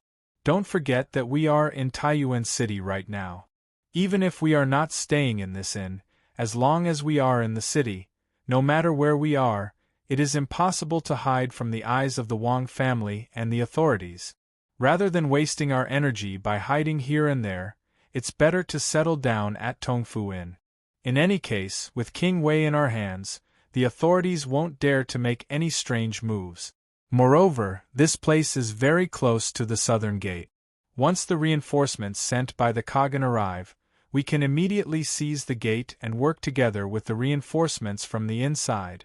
Sky Eagle first frowned when he heard this, and then his brows eased up and he said, "You're right, I agree with your way of thinking. But before the reinforcements arrive, we must guard against the great Tang authorities trying to secretly rescue their King Wei." Xian Yi nodded. "Correct. Moreover, I feel that it's a dark and windy night, so they might try to make a move. Thus, we need to have people stand guard around the inn to prevent them from attacking while we're sleeping. I'll personally take care of this matter. You should take him back to his room and keep an eye on him," Sky Eagle said indifferently. Then, he turned to look at Li Tai. That gaze was as if he was looking at a peerless beauty, causing Li Tai to have goosebumps. Fortunately, Sky Eagle quickly withdrew his gaze. Otherwise, Li Tai would definitely start cursing. A moment later, Sky Eagle led several dozen experts out of the inn. Li Tai guessed that they should have gone to set up defenses outside the inn. He could not help but feel a little disappointed. Aren't these Turk spies' vigilance a little too high? When he had first been captured, he had hoped that Li Junxian and the others would be able to save him tonight, but after hearing Xian Yi and Tianying's plan, he immediately felt that his chances of being saved tonight were very slim. "Let's go. King Wei should be a smart man. I hope that you don't play any tricks in the next few days. Otherwise, the one who will suffer in the end will be you." Xian Ye's eyes flashed. He turned around and pretended to make an inviting gesture to Li Tai while threatening him with a spear in his hand. Li Tai didn't know if he was seeing things, but he felt that Xian Ye's gaze towards him was a little strange. However, it was completely different from Sky Eagle's strange gaze. Xian Ye's gaze seemed to be able to see through people's hearts. Humph! Although he was imprisoned, Li Tai still tried his best to maintain the bearing of a prince. He didn't lose his head out of fear, nor did he kneel and beg the enemy for mercy. In the face of Xian Ye's threats, he didn't say anything and directly snorted coldly before walking up to the second floor. Chapter 1993. Taiyuan, Tongfu Inn, Heavenly Guest Room. Li Tai's face was filled with arrogance and disdain, as if he did not care about the reinforcements Xian Yi spoke of. Of course, this was also in line with his status. In the eyes of outsiders, he was a prince who had been in the palace for a long time and knew nothing about war or the dangers of the world. Moreover, Taiyuan City had many soldiers and provisions, so Li Tai did indeed have the right to be arrogant. Humph! It seems that King Wei is very confident in Taiyuan City's defenses. Xian Yi coldly snorted, but he inwardly breathed a sigh of relief. At first, he had thought that Li Tai had learned of Zhao Dian's plan in advance. If that was the case, then the chances of their operation failing were extremely high. This was because once Li Tai learned that they had reinforcements, he had very likely informed the various local authorities to tighten their defenses. Thus, the reinforcements sent by Xieli would find it very difficult to smoothly infiltrate the Great Tang. Without reinforcements, they would not be able to escape danger. Now that he saw Li Tai's normal reaction, Xian Yi felt that he had been overthinking things. Indeed, Zhao Dian's letter requesting reinforcements from the steppe had been sent by carrier pigeon to Taiyuan City. Only he, Tianying, and a few others knew of the contents of the letter. How could Li Tai have known of it in advance? Of course. If you know what's good for you, you should abandon the darkness and seek the light as soon as possible. Release this king, and perhaps this king will plead with Imperial Father to spare your lives. Li Tai raised his chin and displayed a haughty attitude. He understood in his heart that the more arrogant and profligate he acted at this moment, the less suspicious Xian Yi would be. Conversely, the more profound and wise he acted, the more suspicious Xian Yi would be, and his life would be in greater danger. Arrogance and conceit were not difficult for Li Tai to put on a show. It could be said that he was completely acting himself. Before he had taken Li Zixuan as his master, Li Tai had always been arrogant and conceited in front of others, not knowing what humility and profound were. Now, he was just picking up the arrogance that he had thrown away. There was no trace of acting, so Xian Yi firmly believed him. Xian Ye's eyes flashed slightly. He paused for a moment and sneered, "Humph! Until the end, no one knows who will emerge victorious. For now, King Wei should worry about yourself." Li Tai curled his lips. He didn't seem to care about Xian Ye's threat at all. He yawned and said lazily, "Ha ha! You don't dare to kill me now, so what's there to worry about? Quickly get someone to bring a basin of water. This prince wants to wash up and sleep." After saying that, he was about to lie on his back on the bed when he suddenly thought of something. He hurriedly propped himself up with his hands and said to Xian Yi, "Oh, right. I forgot to tell you, this prince is not used to sleeping in the same bed as others, so you should sleep in the outer room tonight." Tong Fu In's heavenly guest room was not only luxurious, but the room was also rather spacious. It was divided into an inner room and an outer room. The outer room was usually for the servants and maids of the guests. When Li Tai said this sentence, his heart was actually in a mess. He was already mentally prepared to be reprimanded or rejected, but to his surprise, Xian Yi only frowned after hearing this. He didn't show any anger or reprimand. Instead, he said coldly, "I'm afraid that you won't be able to reprimand me." He said coldly, "No need. I'll just sit there and sleep tonight. Don't think of playing any tricks. Your every move cannot be hidden from me." As he spoke, he used his finger to point in the direction of the table and chair not far from the bed. Obviously, he didn't want to make things too awkward with Li Tai right now, nor did he want to let Li Tai sleep alone in a room. He might as well just sit next to Li Tai and sleep, preventing Li Tai from running away at night. Chapter 1994. Humph. It's best if you don't ask what you shouldn't ask. For some things, the more you know, the shorter you'll live. Xian Yi was silent for a few moments before coldly replying to Li Tai's question. In the darkness, Li Tai pursed his lips, but he was not someone who liked to give up so easily. After a while, he gathered his courage and continued. "Ha! Even if you don't say it, this prince can still make a rough guess." Xian Yi said nothing. Firstly, he had not taken Li Tai's words to heart. He and Li Tai had never met before, so how could Li Tai know of his past and difficulties? In truth, he was already rather annoyed with Li Tai. He had never imagined that a dignified prince like Li Tai would be such a chatterbox, and even in such a perilous situation, he was still able to display his nature as a chatterbox. Li Tai had no idea what Xian Yi was truly thinking, and he certainly didn't know that Xian Ye's attitude toward him had quietly changed. He continued to analyze his own thoughts. In this prince's view, you joining the Turks and working for Xieli definitely isn't for money. This is because an expert like you doesn't need to go to the Turks to earn money. You can just join any noble clan in the Central Plains and obtain a fortune that you won't be able to spend your entire life. You also aren't doing it for a high post or a generous salary, because everyone knows that it's impossible for a Han to become a high-ranking official on the steppe. If you wanted to become an official, you could have stayed in the Central Plains and joined the army. With your abilities, it wouldn't have been difficult for you to make some military achievements. Moreover, the great Tang was founded on martial arts. You could have relied on military achievements to enter the court and become an official. If it's not for money or power, then the only explanation is that the Turks have something on you, and this thing is even more important to you than your life.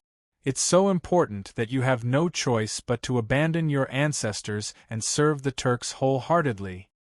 Swoosh. In the darkness, Xian Ye's expression abruptly changed. He abruptly turned his head and his eagle-like eyes landed on Li Tai. At the same time, a cold aura suddenly erupted from his body. Li Tai, who was lying on his side on the bed, suddenly felt as if he had fallen into an ice cave. It was clearly summer, but Li Tai felt as if his blood was about to freeze. Killing intent. This was the killing intent that Xian Yi unintentionally released when he lost control of his emotions. As an assassin, Xian Yi had killed many people over the years. Even if he inadvertently released a trace of killing intent, it wasn't something Li Tai could withstand. Gradually, Li Tai felt that his body couldn't move, and even breathing became difficult. Just as he was about to suffocate, Xian Ye's mind finally returned to normal, and he withdrew the trace of killing intent that had been released because he had lost control. Shut up if you don't want to die. As I said before, the more you know about some things, the shorter your life will be. Although he had retracted his killing intent, Xian Ye's gaze was still as cold as ever. However, due to the dim lighting in the room, Li Tai couldn't see his cold gaze. However, Li Tai could feel the anger and killing intent in Xian Ye's voice. But Li Tai wasn't frightened by Xian Yi. On the contrary, Xian Ye's overreaction just now proved that his guess was correct. This made things much easier. To him, Xian Yi had been invulnerable before, but now that he had seen through Xian Ye's weakness, he had a chance to understand him better. It would be best if he could persuade him to join his side. Chapter 1995. No one spoke to him, and no one was willing to listen to him. Li Tai quietly lay on his bed, his thoughts running wild. Soon, he was overcome by drowsiness and fell asleep. After all, he had truly been busy the entire day. During the day, he had been busy constructing the telegraph relay station, and at night, he had gone through a deadly adventure. But this had been hard on Xian Yi. He had already been asleep, but Li Tai's words had left his mind in complete disarray, making it impossible for him to sleep. Although Li Tai's words were all based on analysis and conjecture, without any real evidence, some of them had struck at Xian Ye's heart. The room returned to silence once more, and only the sound of Li Tai's breathing could be faintly heard. Xian Yi leaned back on the chair and was lost in thought. Now, so long as he closed his eyes, Li Tai's words would resound by his ears. Especially the last sentence, "If you can be a man, who would be willing to be a dog?" It gave Xian Yi the greatest impact and the deepest feeling he had. After a while, the flustered Xian Yi stood up and walked out of the room. In any case, he wouldn't be able to sleep for a while, so he wanted to go out and see how Tianying was doing with the defenses around the inn. As for Li Tai, he wasn't worried that the little fatty would sneak away. Tonight would be a sleepless night for the majority of them. After all, they had just kidnapped the great Tang's king of Wei, and the authorities would definitely do everything in their power to rescue Li Tai. Thus, Tongfuin needed to be heavily fortified to prevent the authorities from sneaking in at night. But Xian Yi and Tianying had not expected Li Tai's counterintuitive logic. The authorities and the Bingzhou barracks would not send anyone to Tongfu in to rescue Li Tai. On the contrary, they had all gone to bed. The next day, the officials had rested for the entire night and were in good spirit. On the other hand, the Turkic spies had been on high alert for the entire night and could be said to be completely exhausted. In this way, Li Juanxian's men would have a better chance of rescuing Li Tai. In truth, not everyone in Taiyuan Courier Station was asleep. Iron Egg stood alone in the corridor of Iching Pavilion, his eyes gloomy as he looked toward the southeast. Tongfu Inn was in that direction. The night was as cold as water. Tai Dan was only wearing a single piece of clothing, but he did not feel cold at all. At some point, a tall middle-aged man had walked up behind him. Seeing Tai Dan's bleak and lethargic figure, He slowly walked forward and placed his hand on Tai Dan's shoulder. He asked in a low voice, "What happened? Foul brat. Are you still upset about His Highness' capture?" "Father." It was Han Lijing. When Tai Dan heard the voice, he quickly turned to look at Han Lijing. Then, he paused and asked instead of answering, "Father, you've been working hard for a day. Why don't you rest early?" "Ha! Foul brat. How could your father be so delicate? Back then. Ha, forget it. I won't talk to you about these things. I presume that you've already grown tired of hearing them." Han Lijing jokingly scolded and was about to tell Iron Egg about his heroic deeds, but when he saw that Iron Egg was in low spirits, he knew that now was not the time to chat. He sighed and changed the topic. This old man was worried that you would do something foolish and run off to the Turk's lair to rescue His Highness. So I looked everywhere for you, but I couldn't find you. In the end, you were hiding here and slacking off." Han Lijing had already heard about the details of Li Tai's kidnapping from Dugu Feiying and the others. Although Iron Egg seemed fine on the surface, no one knew him better than his father. Han Lijing knew that Iron Egg must be full of self-blame. Earlier in the front hall of the courier station, Li Junxian had asked everyone to rest well tonight and save Li Tai tomorrow. At that time, Han Lijing had caught a glimpse of Iron Egg clenching his fists and his eyes flashing with eagerness.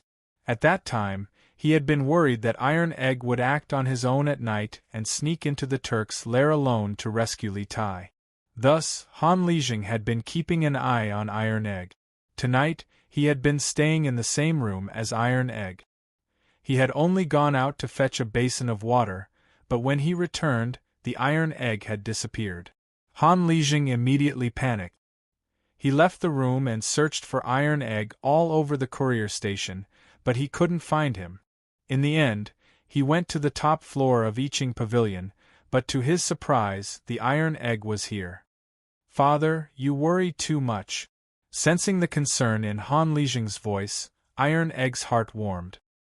He turned to Han Lijing and earnestly said, "If I hadn't received Master's telegram, I really might have done as you said and gone to Tongfuin alone to rescue Qinke. After all, Qinke was captured because of me. In that situation, if she hadn't used her own life to threaten me, I would have already died to that person's saber. At first, I thought that if I could use my life to exchange for Qingqua's life, it would be worth it. After all, my life was saved by her.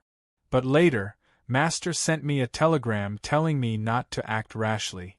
Moreover, Master had already predicted what would happen today and had already made arrangements. Thus, I dispelled the idea of going to the inn alone. I believe in Master. If he says that Qinke will be fine, then Qinke will definitely be fine. I'm afraid that if I act on my own, it will disrupt Master's plan. At that time, not only will I lose my life, but Qinke will also not be saved. So, Father, you don't have to worry about me risking my life alone." "That's good." Hearing this, Han Lijing's heart calmed down. After a moment of silence, he said, "Iron Egg, you've grown up. You understand responsibility and responsibility. Father is very pleased that you can make a life and death friend like Prince Wei. Putting aside his identity, he was willing to risk his life to save you at such a critical moment. This kind of friend is worth it for you to make. However, his identity is still somewhat special. This time, if something really happens to Her Highness, I'm afraid that His Majesty will vent his anger on you after knowing the details of the matter. You have to be mentally prepared. No matter what, Li Tai was one of Iron Egg's favorite princes. Although Li Tai's capture was not Iron Egg's intention, in that situation, Iron Egg was the only one who had the best chance to save Li Tai. However, in the end, it was Li Tai who used his own life to save Iron Egg. If Li Er was a pure believer in results, perhaps he would really vent his anger on Iron Egg. Even if he did not punish Iron Egg openly, Iron Egg's political future would not be too bright in the future. Of course, as long as Li Tai could be saved, everything would be fine. However, if they could not save him in the end, then the thing that Han Lijing was worried about was very likely to happen. Father, I just want to save Qingke now. I don't want to care about anything else. Iron Egg shook his head. Although Han Lijing's worries were not without reason, he did not want to care about these things now. Han Lijing knew that Iron Egg was thinking about the safety of his good friend, so he did not talk about this issue in depth. He sighed and said, "AI? Forget it. This old man is worrying too much. Actually, with little Xian around, at least you can be assured that you will not have to worry about food and clothing for the rest of your life. What do I have to worry about? However, when it comes to saving people, you have to judge the situation and act according to your ability. Your father will also do his best to help you. Don't act impulsively. Even if you have to risk your life, you should let your father do it. You are still young." As a father, Han Lijing respected his son's friendship and loyalty, so he was very supportive of Iron Egg saving Li Tai. After all, Li Tai had previously used his life to save Iron Egg. However, at the same time, Han Lijing did not want anything to happen to his son. What he meant was, if you have to risk your life, then let him be in front of you. This was the only thing a father could do for his son at this time. Father, Iron Egg, of course, understood the meaning of Han Lijing's words. He could not help but feel a lump in his throat. When he was about to say something, Han Lijing waved his hand and interrupted him. "I just said that you have grown up. Don't act like a little girl. It's getting late. Go back to your room and rest early. Have a good sleep and recharge your energy. Only then will you have the energy to rescue His Highness tomorrow." "Yes." Iron Egg nodded heavily. The father and son turned around and went down the attic together. Chapter 1996. Steppe, Eastern Turkic Royal Court. At this time, the land was quiet. The tents were wrapped in the dreams of countless people of the steppe. Outside the tents, bonfires burned, and the occasional patrolling Turkic soldier passed by. Other than the sound of footsteps, there was no other sound. At this time, the vast majority of people had already fallen asleep. On a small slope to the west of the palace, there was a person lying on the ground. It was a middle-aged man in a black robe with a stocky build. He had his arms behind his head and was lying on the ground, looking at the dark night sky. He was in a daze and did not move at all. He had been in this position for more than 2 hours, and if one didn't look carefully, they wouldn't even notice that there was someone here. It was as if he had become one with the earth. If an ordinary person had been in this position for more than 2 hours, their limbs would have gone numb long ago, perhaps even completely unconscious. But this man was clearly not an ordinary person. Even though he had been lying there for more than 2 hours, there was no pain or discomfort on his face. Perhaps he had already lost all sense of the outside world. Who am I? Where did I come from? Where do I want to go? The black-robed man's mind was filled with these 3 questions. To other people, these questions were filled with philosophy. Ordinary people were always busy working to make a living, and no one had the time to think about such things. But to this man, these questions were not purely philosophical, but things that he truly wanted to know. Upon closer inspection, one would discover that this was the mysterious Turkic state teacher, a martial grandmaster expert, Wu Jie. Earlier, in the tent, he and Ashina Shu Yen had parted on bad terms, and he had left the tent to lie down alone. When it came to Ashina Shu Yen, he really did love this woman. It was a strange and unforgettable love. This sounded very contradictory, but it was also the truest feeling in his heart. The past was like a painting, and Wu Jie couldn't help but recall that when he first opened his eyes, the first person he saw was Ashina Shu Yen. It was love at first sight. It wasn't that Ashina Shu Yan's beauty was enough to cause the downfall of nations and make anyone fall in love with her at first sight, but rather Wu Jie felt that this woman gave him a very familiar feeling, as if she was his lover from his previous life. Even if he had forgotten everything, That unforgettable feeling was something he would never forget. It was not a philosophical thought, but something he really wanted to know. Taking a closer look at this man's face, he was actually the mysterious Tuju Empire's imperial teacher, a martial grandmaster level expert, Wu Jie. Previously in the tent, he and Ashina Shuyan had a conversation and parted on bad terms. He then left the tent and lay down here alone. As for Ashina Shuyan, he really did love this woman. It was a strange and unforgettable love. It sounded contradictory, but it was the truest feeling in his heart. Memories of the past flashed through Wu Jie's mind like a painting. When he first opened his eyes, the first person he saw was Ashina Shuyan. It was love at first sight. It wasn't that Ashina Shuyan's beauty was enough to cause the downfall of nations and make anyone fall in love with her at first sight, but rather Wu Jie felt that this woman gave him a very familiar feeling, as if she was his lover from his previous life. Even if he had forgotten everything, that unforgettable feeling was something he would never forget. Chapter 1997. After becoming the imperial teacher of the Eastern Turks, Wu Jie's taciturn personality did not change. He still did things his own way, and besides Ashina Shuyan, he didn't even give a damn to Great Khan Xieli. Back then, Xieli had been so angry that he almost went berserk. However, at the time, Wu Jie was already a martial grandmaster, and even though Xieli was unhappy, he could only endure, because a martial grandmaster was a force that could not be ignored for any faction. At that time, the tribes of the prairie were not as united as a monolith, and Xieli needed Wu Jie as a martial grandmaster.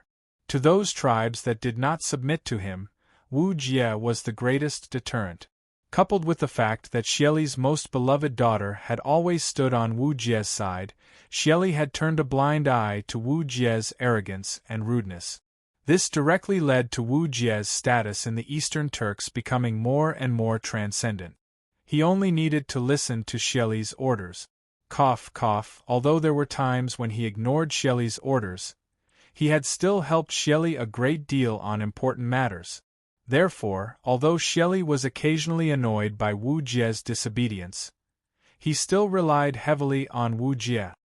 His status was high, he stood above all, and he had a beautiful woman to accompany him. Wu Jie's life on the prairie seemed very happy, but he was not happy at all. This was because he knew nothing about his past. He didn't even know who he was. He didn't even know where he came from. Where did he go? He didn't even remember his original name. The name Wu Jie was given to him by the previous imperial teacher. When he woke up, he couldn't remember anything, let alone his own name. The imperial teacher who saved him gave him the name Wu Jie in order to make it easier for him to address him. He told him to use it for the time being, saying that he would use his original name when he remembered his own name. Why was he called Wu Jie? Because the imperial teacher's surname was Wu. At the time, the imperial teacher had seen that his injuries were too severe, with not a single part of his body intact. It was clear that he had encountered a great calamity, so the imperial teacher added the Jie character to his surname and gave him a temporary name. After being called this name many times, Wu Jie had slowly become accustomed to it, but he still wanted to find his original name, or rather, he wanted to find his previous memories.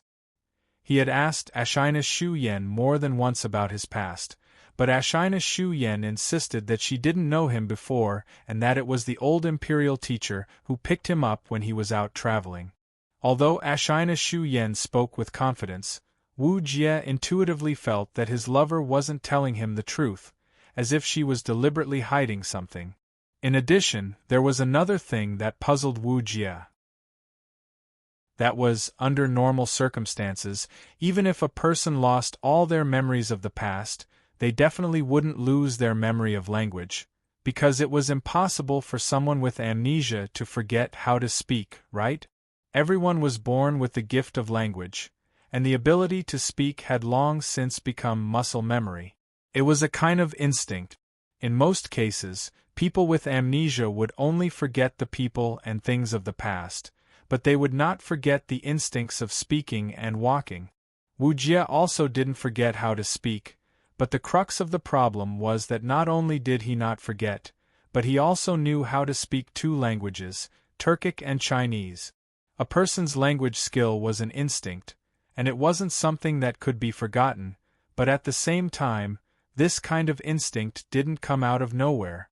Wu Jie being able to speak two languages at the same time could only mean one thing, and that was, before he lost his memory, he already knew both Turkic and Chinese. This made Wu Jie even more puzzled about his previous identity. He also asked Ashina Shu Yen this question, but Ashina Shu Yen said that she didn't know him before, so naturally she didn't know why he could speak both Chinese and Turkic at the same time. Moreover, there were many people who could speak both Turkic and Chinese at the same time, so it wasn't surprising at all. Almost everyone who traveled between the grasslands and the central plains knew both languages. Although Ashina Shu Yan's words made sense, Wu Jie still felt that something was wrong, but because of his deep feelings for Ashina Shu Yan, he finally buried these doubts in the bottom of his heart. Until the last time he sneaked into Yanhuang College to steal information and met Li Yu, his heart inexplicably throbbed. What made him even more shocked was the black carp bracelet on Li Yu's wrist. Chapter 1998. The weather has changed. The weather has really changed. Wu Jie stood up from the ground and faced the north. Feeling the cold wind blowing from the north, his face hidden under his black robe remained expressionless. A northern wind suddenly blowing in the middle of summer was a very strange phenomenon, but what was even stranger was that this northern wind seemed to cause the temperature of the entire prairie to drop. At the same time, a thick fog seemed to appear in the air. Wu Jie, who was standing on the slope, was originally able to clearly see the campfires in the distance, but at this moment they seemed to have become hazy and indistinct in his eyes. Strange. Such abnormal weather could only be described with the word strange. At the end of the 7th month, midsummer frost. Could the recent rumors in the prairie be true? Thinking of the rumors that had been circulating in the prairie these past few days, Wu Jie's expression changed slightly and he couldn't help muttering to himself. As the imperial teacher of the Eastern Turks, although Wu Jie usually didn't participate in politics, he had still heard about the rumors circulating in the prairie recently. In his opinion, this rumor was nothing more than a small trick played by Tuli in his desperate situation. Tuli wanted to use this rumor to disturb the hearts of the people and cause the various tribes of the prairie to have second thoughts about Xieli. Only then would Tuli be able to lead his remaining forces out of the encirclement. It was just that he had never thought that the rumor that sounded preposterous was actually going to come true. At this time, it was about 2:45 in the morning. In a little more than an hour, the sun would rise over the prairie. Although the weather was generally cold at this time of the morning, it shouldn't be this cold, because it was still summer. Coupled with the hazy fog that had suddenly appeared in the air, Wu Jie was basically certain that it really was going to frost. At the end of the 7th month, the prairie was really going to be covered in frost. When the sun rose, when everyone woke up from their sleep, they would all discover this abnormal weather phenomenon. And the rumors that had been circulating in the prairie a few days ago would give this abnormal weather phenomenon a deeper meaning. When the time came, the prairie might really change. The weather has changed. The weather has really changed. Wu Jie stood up from the ground and faced the north, feeling the cold wind blowing from the north. His face hidden under his black robes remained expressionless. A northern wind suddenly blowing in the middle of summer was a very strange phenomenon, but what was even stranger was that this northern wind seemed to cause the temperature of the entire grassland to drop. At the same time, a thick fog seemed to appear in the air. Wu Jie, who was standing on the slope, was originally able to clearly see the campfires in the distance, but at this moment, they seemed to become hazy and blurry in his eyes. Strange. Such abnormal weather could only be described with the word strange. At the end of July, the midsummer frost falls. Could it be that the recent rumors on the grassland are true? Thinking of the rumors that had been circulating in the prairie these past few days, Wu Jie's expression changed slightly, and he couldn't help muttering to himself. As the imperial teacher of the Eastern Turks, although Wu Jie usually didn't participate in politics, he had still heard of the rumors circulating in the prairie.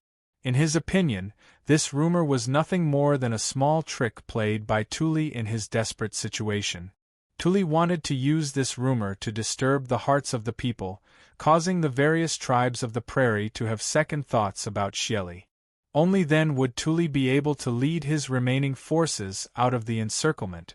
It was just that he had never thought that the rumor that sounded preposterous was actually going to come true.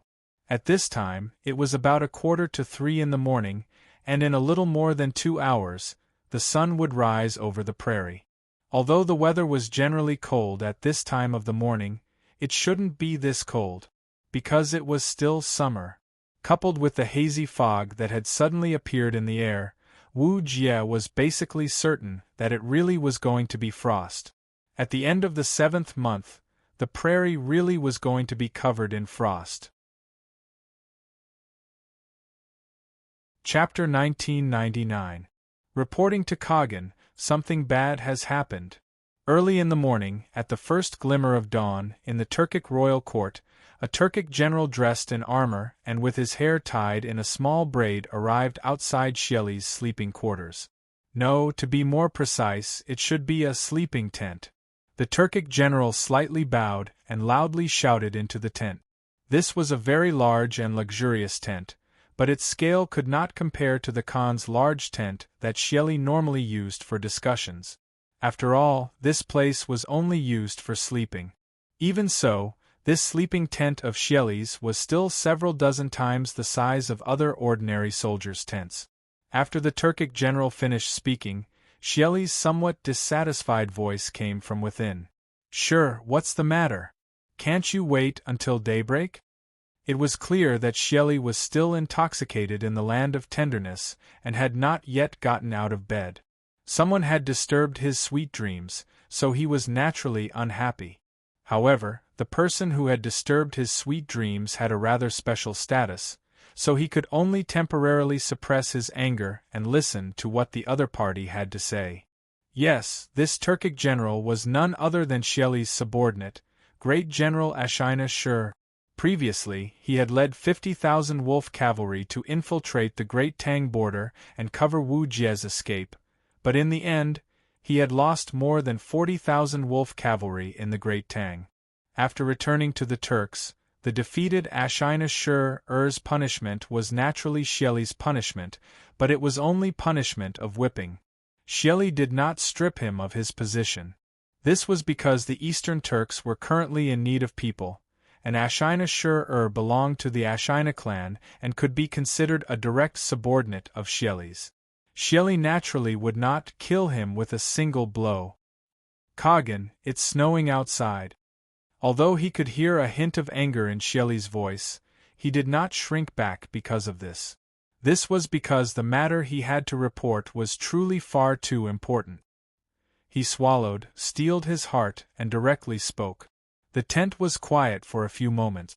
Xieli had probably not completely reacted, but a few moments later, Xieli's voice, clearly raised by an octave, rang out. "What? It's snowing outside?"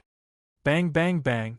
Before Xieli's voice had even faded, Ashina Shirchu, who was standing outside the tent, heard a burst of hurried footsteps from inside the tent.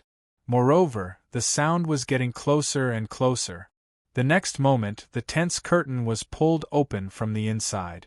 Xieli actually walked out barefoot, wearing only a single close-fitting garment. However, as soon as he stepped out of the tent, he felt a bone-piercing chill invade his body. He couldn't help but shiver. However, at this moment, he already couldn't care about the coldness on his body. Because what he saw from outside the tent, the entire grassland was covered in a layer of white frost. If not for the fact that the coldness coming from his body was so real, Shelley would have suspected that this was not reality, but a dream. It was only the end of July. How could there be frost on the grassland? Thinking of that rumor that was widely spread on the prairie earlier, Shelley's old face turned pale in an instant. At the same time, his heart also became completely cold. Could there really be such a thing as the wrath of longevity heaven? This situation, this scene, this abnormal heavenly phenomenon, Shelley himself even somewhat believed that the rumor was true. However, he was still a Turkic Khagan who had experienced countless storms in his life. He quickly calmed down and shook his head. With a resolute gaze he said, "No. This Khagan does not believe it." Chapter 2000. Duke. Good news. Good news. It's frosty outside. As the saying goes, some people are happy while others are sad. In Tuli's camp on the southeast side of the grassland, Yuminghu opened the curtain and walked in quickly. He said excitedly to Tang Jian, who was still lying on the bed. A quarter of an hour ago, he couldn't hold back the urge to pee, so he got up from the bed and prepared to go outside the tent to solve the problem. Unexpectedly, as soon as he stepped out of the tent, he saw that the grassland outside was covered with a layer of white frost, and the air was filled with white fog. Yuminghu was shocked at first, then ecstatic. Because of this, he didn't even have time to pee. He rushed into Tang Jian's tent as fast as he could, wanting to tell Tang Jian the good news as soon as possible. "What did you say? It's frosty outside?" In fact, Tang Jian had already woken up the moment Yuminghu opened the curtain. In the grassland, life and death were unpredictable. He didn't dare to sleep deeply these days because he was afraid that if he slept too deeply, he wouldn't be able to react in time if something happened. Now that he heard Yuminghu say that it was frosty outside, Tang Jian, who had just woken up, got up from the bed excitedly. The thin blanket covering him also slipped off. Tang Jian, who was only wearing a single layer of clothing, immediately felt a chill in the air. He couldn't help but shiver and quickly covered himself with the thin blanket again. No wonder it was so cold last night. I thought it was raining outside. Ah, it's good that it's frosty. It's good that it's frosty. His Majesty really didn't deceive me. As he spoke, Tang Jian couldn't help but laugh proudly. At this moment, he finally didn't have to worry about the safety of this group of people. Today's frost had fundamentally reversed their situation on the grassland. The overall situation was set. Now the overall situation was really set. This frost had verified that the rumor circulating in the grassland was correct. Therefore, the people on the grassland would also believe that it was because Shelley's misconduct that caused the everlasting heaven to be angry, so it sent down the frost. The next one to have a headache should be Shelley, not Tuli. Duke. Good news. Good news. It's frosty outside. As the saying goes, some families are happy while others are sad. Yuminghu opened the curtain of Tuli's tent on the southeast side of the prairie and walked in quickly. He said excitedly to Tang Jian, who was still lying on the bed. A quarter of an hour ago, he couldn't hold back the urge to pee, so he got up from the bed and prepared to go outside the tent to relieve himself. But unexpectedly, as soon as he stepped out of the tent, he saw that the grass outside was covered in a layer of white frost, and the air was filled with white fog. Yuminghu was shocked at first. Duke. Good news. Good news. It's snowing outside. As the saying goes, some families are happy while others are sad. Yuminghu opened the curtain of Tuli's tent on the southeast side of the prairie and walked in quickly. He said excitedly to Tang Jian, who was still lying on the bed. A quarter of an hour ago, he couldn't hold back the urge to pee, so he got up from the bed and prepared to go outside the tent to relieve himself. But unexpectedly, as soon as he stepped out of the tent, He saw that the grass outside was covered in a layer of white frost, and the air was filled with white fog. Yu Minghu was shocked at first, but then he became ecstatic. Because of this guy didn't even have time to pee, and directly rushed into the tent where Tang Jian was at with the fastest speed. He wanted to tell Tang Jian this amazing good news as soon as possible. What did you say? It's snowing outside? In fact, the moment Yu Minghu opened the curtain of the tent, Tang Jian had already woken up. Being in the prairie, life and death were unpredictable, so he didn't dare to sleep deeply these days. He was afraid that if he slept too deeply, he wouldn't be able to react in time if something happened. Now that he heard Yu Minghu say that it was snowing outside, Tang Jian, who had just woken up, got up from the bed excitedly. The thin blanket covering him also slipped off. Tang Jian, who was only wearing a single layer of clothing, immediately felt a chill in the air. He couldn't help but shiver, and quickly covered himself with the thin blanket again. No wonder it was so cold last night.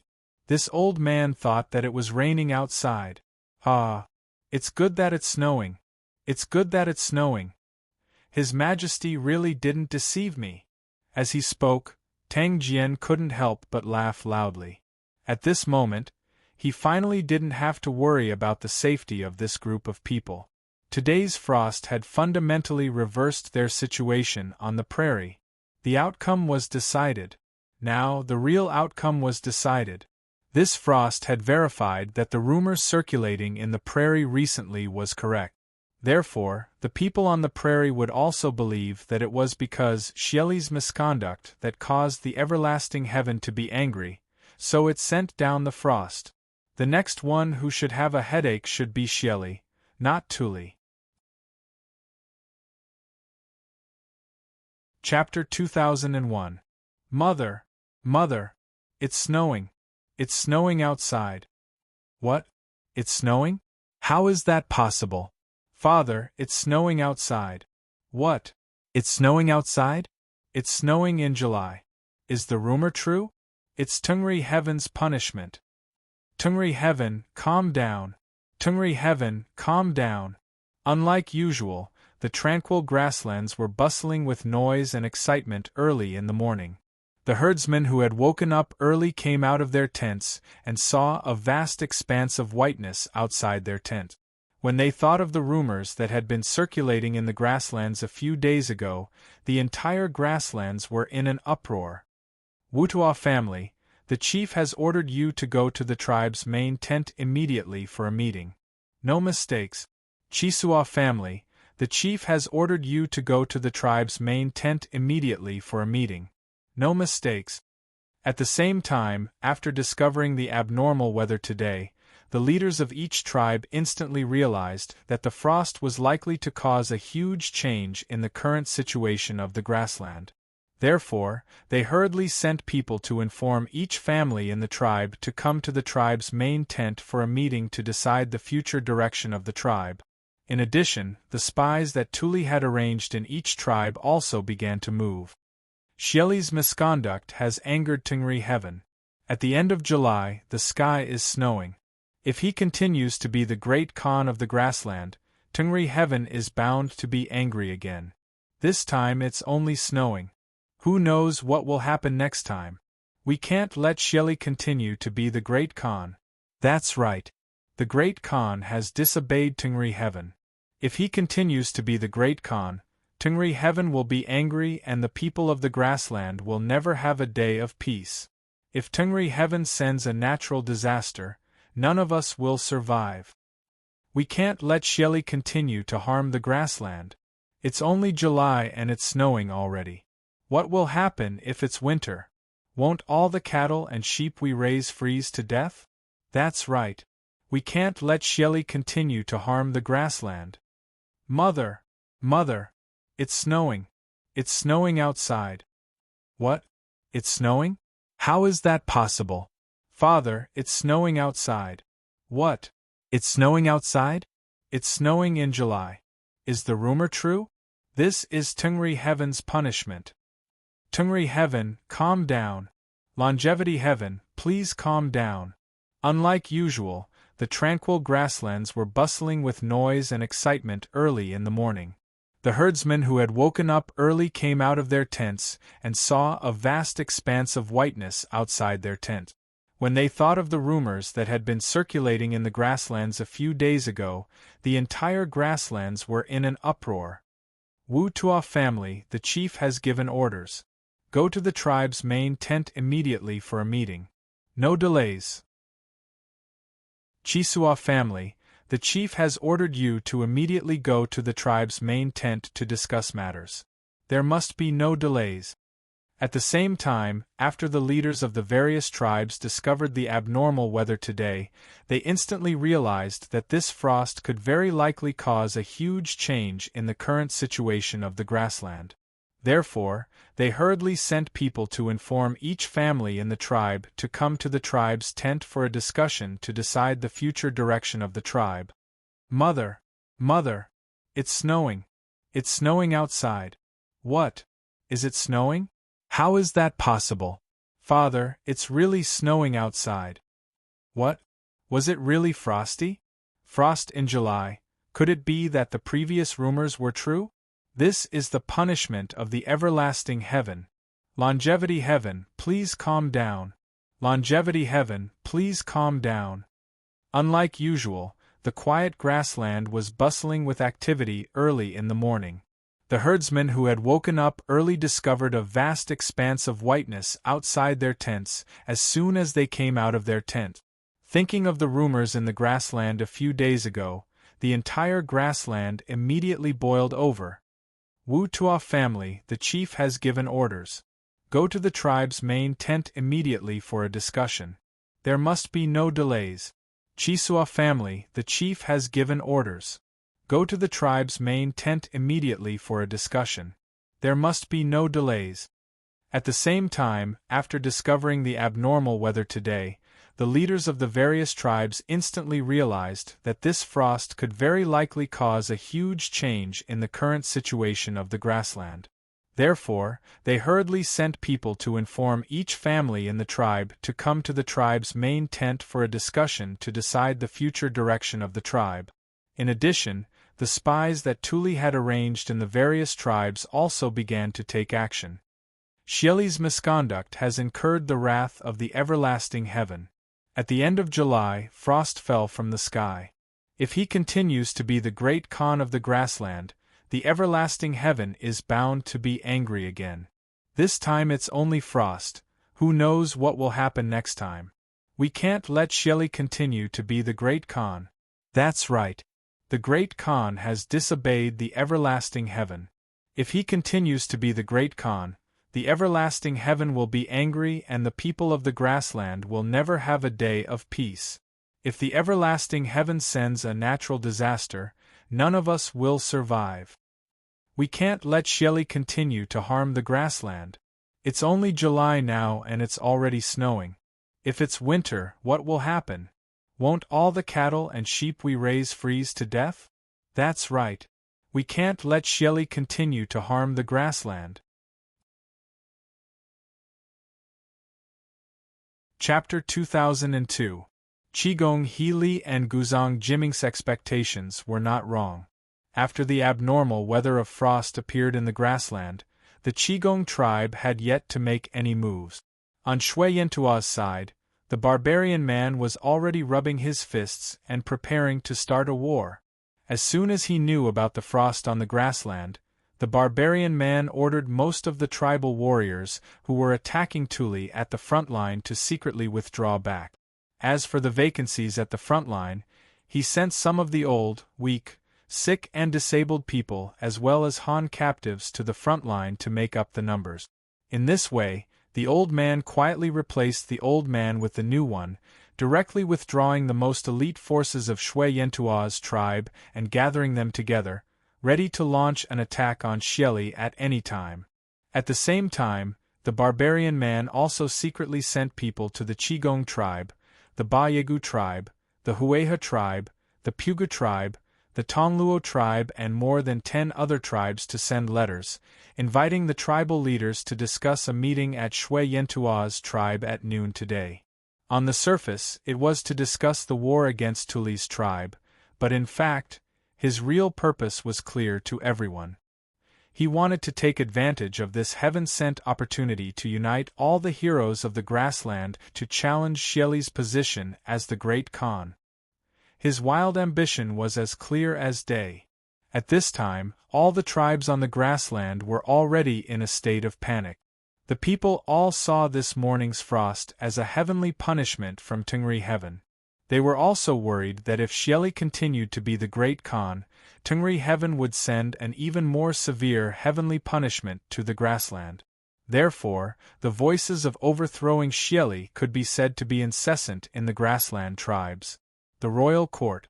Xieli had long expected this, and had already noticed some small movements between the various tribes. After finishing his conversation with Ashina Shuyan in the morning, Xieli immediately sent 2,000 wolf cavalry south to pursue Wu Jie. This was originally the martial grandmaster that he relied on the most. After discovering that Wu Jie was showing signs of recovering his memories, Xieli became completely anxious. He could not allow Wu Jie to go to the Great Tang to search for his memories. If this chess piece was unwilling to continue listening to him, then he had to destroy him. Otherwise, his chess piece would very likely become Li Er's capable general.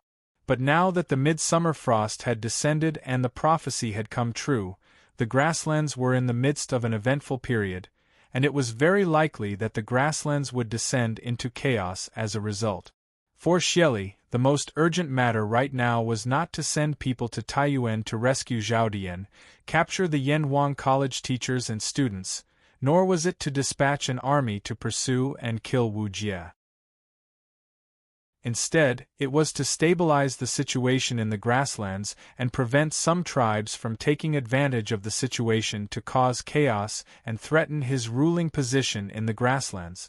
As for Zhao Dian's side, he truly did not have the energy to care about it. Moreover, Zhao Dian's stratagem itself carried a certain amount of risk. Before the midsummer frost descended on the grasslands, Xieli had the energy and capital to take that risk. But now, he was somewhat powerless. It was just a pity for Zhao Dian, the obedient chess piece. As for Wu Jie's side, Xieli naturally did not want him to go to the Great Tang alive. But now, the grasslands were surging with undercurrents, and the various tribes were spreading rumors. Some of the tribal leaders were even eyeing his position as Great Khan like a tiger eyeing its prey. He had already lost a martial grandmaster state teacher, so he had to gather all his forces to deal with those factions eyeing him. Thus, Xieli could only reluctantly send 2,000 wolf cavalry to pursue Wu Jie.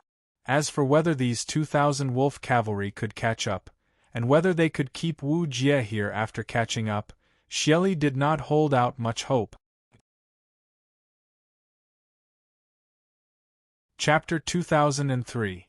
Adjunct Wang, there's truly no need to report a minor frost to the imperial court, but you also know the current situation between the Great Tang and the Turks. For the Turkic Khaganate to suddenly descend into midsummer, this is a heaven-sent opportunity for my Great Tang. The Turks are different from the people of the Central Plains. They live by herding animals, and the sudden drop in temperature on the steppe is no small blow to their herders. If the temperature continues to drop, many cows and sheep will freeze to death, and the Turkic Khaganate is bound to experience a famine this year. If the imperial court chooses to march in at that time, its chances of victory will be much greater. Moreover, in the past, whenever abnormal weather occurs in the Central Plains, the people would spread rumors blaming the sovereign. In the 6th month of this year, if not for His Imperial Majesty's proper treatment of the locusts and the Marquis of Yangon leading the Sky Pheasant Brigade to the northern provinces, similar rumors would have arisen among the people. At that time, His Imperial Majesty might have been forced to issue a decree condemning himself. Now that the Turks are experiencing a frost in midsummer, the imperial court can also send spies into the steppe to incite the people and blame the abnormal weather on their Great Khan Xieli.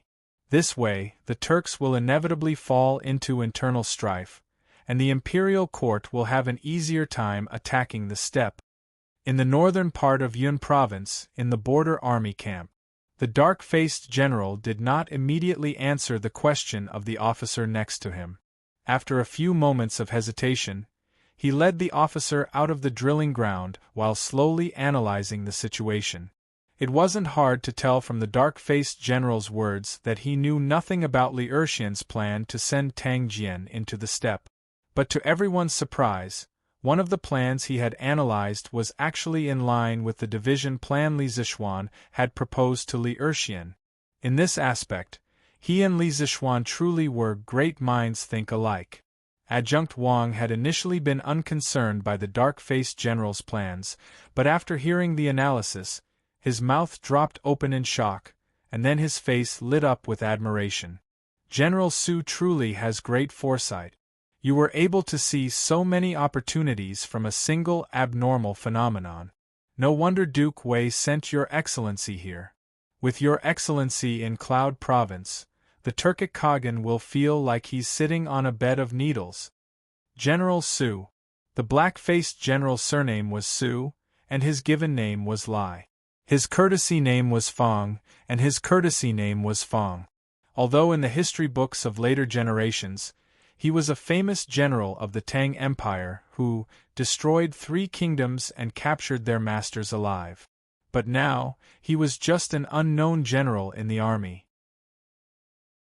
As for why Su Dingfang was in Cloud Continent, it had something to do with Wu Jie sneaking into Cloud Mountain half a month ago. Half a month ago, the Turkic Grand State Preceptor Wu Jie had secretly infiltrated the Great Tang, sneaking into Cloud Mountain. After stealing a series of confidential information from the Academy, he had injured many people from the Academy before leaving Cloud Mountain. Soon after, the tens of thousands of Turkic wolf cavalry that had come to Wu Jie's aid had knocked on the Great Tang's borders and entered. A fierce battle had erupted between Longmen Pass and Medu Pass. Although the Turkic wolf cavalry had suffered heavy losses in this battle, the Great Tang had also suffered heavy losses. After this incident, the furious Li Er had declared war on the Turks to the court, but he had also realized that there was a certain weakness in the defense of the border.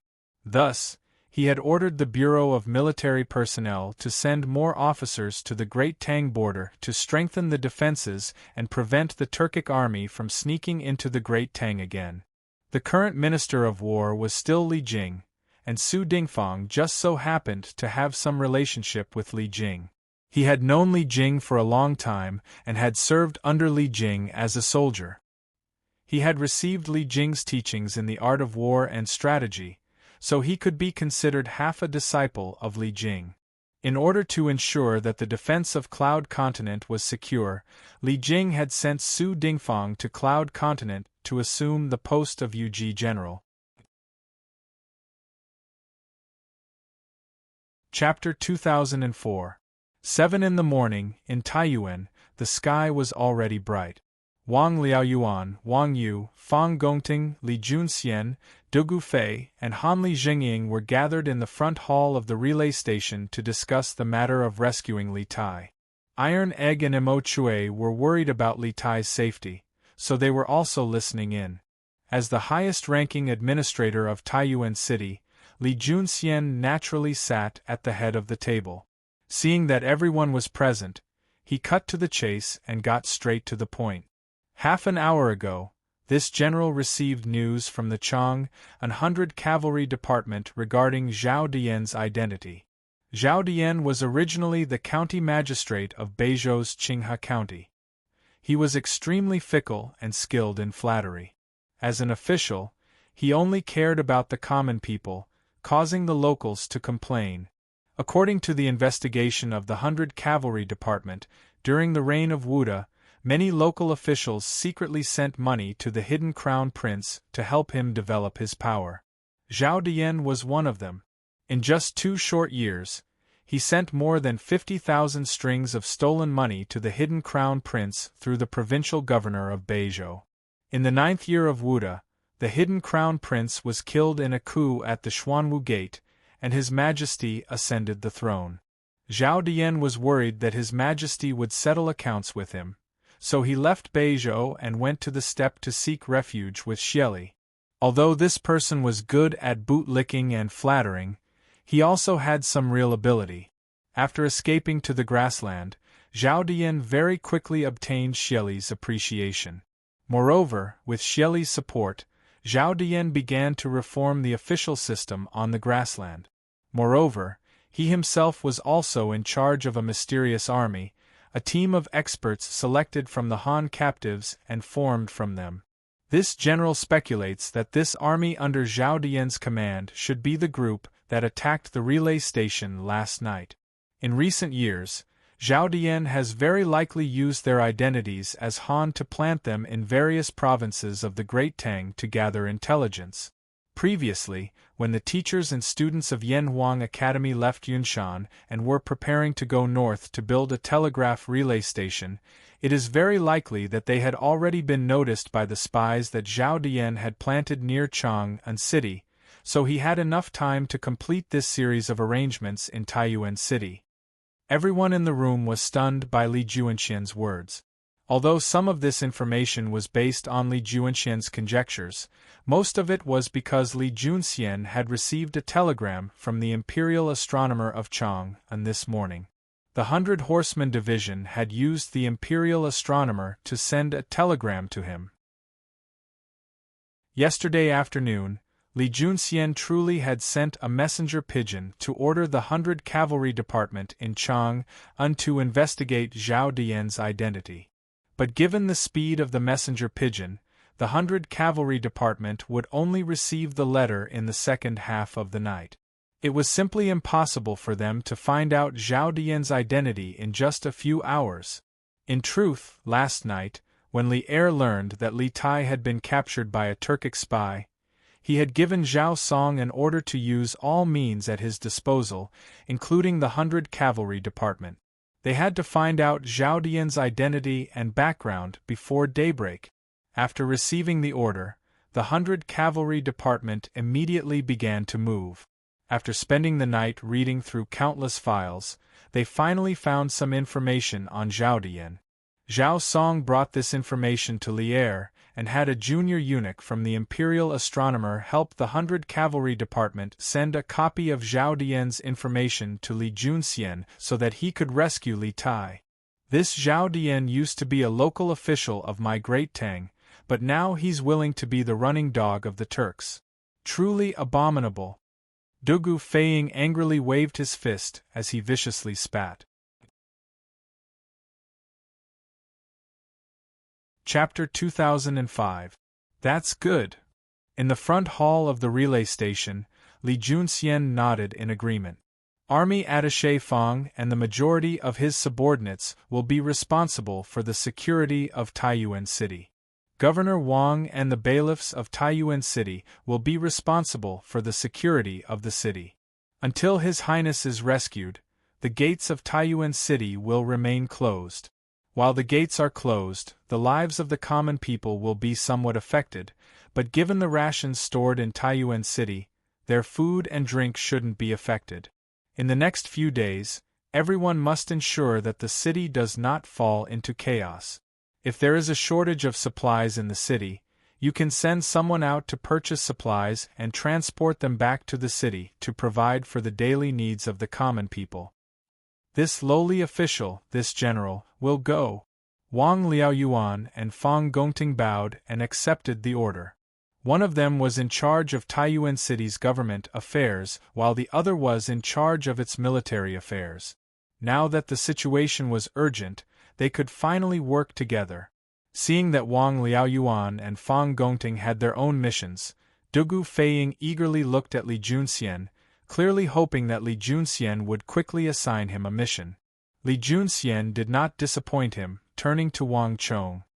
Feiying, the Imperial Army's primary mission for the next few days is to protect the students and teachers of Yanhuang College.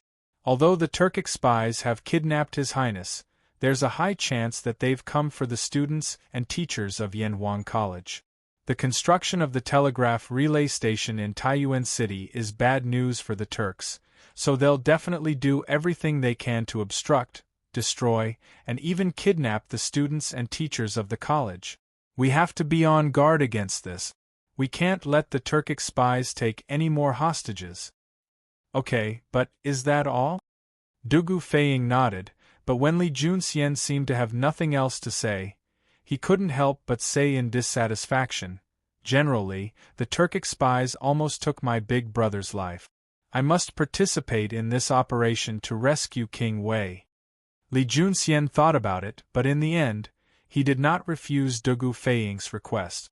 He nodded and said, "Fine. But no mistakes can be allowed in the process of rescuing His Highness. You must obey orders and not act impulsively or emotionally. Understand?" Dugu Feiying was overjoyed when he heard that. How could he not agree? He nodded repeatedly like a chick pecking at rice and said, Of course. Don't worry, General Li. I know my priorities." Somewhat reassured, Li Junxian continued, "Then once we're done with the assignment, this general and you will select a few experts from the 100 cavalry and the Imperial Army to head to the vicinity of Tongfu Inn. We'll first investigate the situation there, and then we can discuss how to rescue King Wei." Dugu Feiying's spirit was roused. He cupped his fists and said, "This general obeys." A hint of hesitation appeared on Iron Egg's face. He naturally wanted to participate in this rescue mission for Li Tai more than anyone else, but Li Tai had said just now that only experts would be sent to Tongfu Inn. This was clearly for the sake of secrecy. After all, experts were not easy to discover, and he was only a Qi transformation realm martial artist. He was also worried that his participation would increase the chances of the Turkic spies discovering them. For a moment, Iron Egg was very conflicted. Li Junxian's eyes were like torches, and he naturally saw the expression on Iron Egg's face. He turned to Iron Egg, Han Lijing, and Wang Yu. Master Han, Iron Egg, and Wang Qingwu of the Wang clan also need to participate in this rescue mission. The Turkic spies are holding His Highness hostage, so we cannot use our army to attack them directly. We can only use a small number of experts to attack them from the shadows. It would be best if we could sneak into the place where His Highness is being held, but if we can't, we can only slowly wait for the enemy to reveal a flaw. We can't be too hasty and make them desperate enough to threaten His Highness's life. It was clear that Li Junxian was well aware that this rescue mission for Li Tai was not a guarantee of success just because they had tens of thousands of soldiers. The enemy had Li Tai as a hostage, and they could take Li Tai's life at any time. In these circumstances, they could not use their army to surround and attack. Their only chance was to use a few martial arts experts to sneak in or find an opportunity. Although Han Lijing had an internal injury on his leg, he was still as strong as a grandmaster. Iron Egg was a little weaker, but he was younger, smaller, and more agile. Moreover, he was not easy to discover. As for Wang Qingwu, he was even stronger than Li Junxian. Thus, the three of them naturally had the right to participate in this rescue mission. Han Lijing and Iron Egg were invigorated and hastily clasped their fists. "This one will go." Wang Yu excitedly clasped his hands and said, "Everyone in the Wang clan will follow General Li's orders. In a little while, Qingwu will come to receive General Li's orders." For Wang Yu, it would be best if the Wang clan could play a part in this rescue mission for Li Tai. Let alone Wang Qingwu, even if Li Junxian wanted to mobilize all the Wang clan's shadow guards, he wouldn't even bat an eye. He would even be more than happy to do so. After all, the Wang clan needed to use action to atone for its crimes, to show its loyalty to Li Er. Li Junxian nodded and sternly said, "Okay. Since you all know your mission, let's begin." "Yes." Chapter 2006. On Li Junxian's side, his men began to split up according to their assigned missions, and within Taiyuan City, there was a restless force stirring in the shadows. The great Tang authorities are going too far. First, they accused Brother Chang An of colluding with the Turks, and then they sealed up Brother Chang An's ironware shop. Then, Brother Chang An was publicly assassinated while escorted by the Wang clan guards. In my view, the Taiyuan authorities are colluding with the Wang clan and want to use this chance to seize Brother Chang An's ironware shop. In the western part of Taiyuan City, Jining Square, the Kong residence. In a secret underground room, Kong Chu and several middle-aged men in luxurious robes were seated around a round table, furiously denouncing the atrocities of the Taiyuan authorities. Who doesn't know that the weapons forged by Brother Chang An's ironware shop are the best in the world? Before this, the Wang clan had always coveted Brother Chang An's ironware shop, and the Wang clan was inextricably linked to this incident. The Wang clan of Taiyuan is a 1,000-year-old clan of the Central Plains, and the local authorities have always taken good care of it. Thus, the provincial governor's office covered up the Wang clan's crimes and didn't allow this old man to participate in this investigation. Even more hateful is that they even sealed off Taiyuan City. This old man applied to return to the Kong Kingdom and inform Brother Chang An's family of Brother Chang An's death, but Provincial Governor Wang didn't allow it. Poor Brother Chang An has always been a righteous man, but now, not only has he died for no reason, he has to suffer such injustice. This truly pains this old man's heart. Kong Chu was filled with righteous indignation and grief, and he couldn't help but dance with joy as he spoke. Everyone fell silent. After a long while, a stout middle-aged man dressed in luxurious purple robes clasped his hands and said, "We heard of Brother Chang An's death. We heard about Brother Chang An's matter yesterday, but at that time, Sorespeak City was under martial law and it was inconvenient for us to go out. We never thought that Brother Kong Chu would run around alone for Brother Chang An. This brother is truly ashamed." When the rest of the people heard this, they followed the purple-clothed man and cupped their hands, expressing the same feeling. Kong Chu hurriedly waved his hands and said, "The Taiyuan authorities went too far in this matter. What does Brother Chang An have to do with all of you? Everyone, please don't blame yourself." The man's name was Shunzhan, and he came from the kingdom of the 9 Zhaowu clan.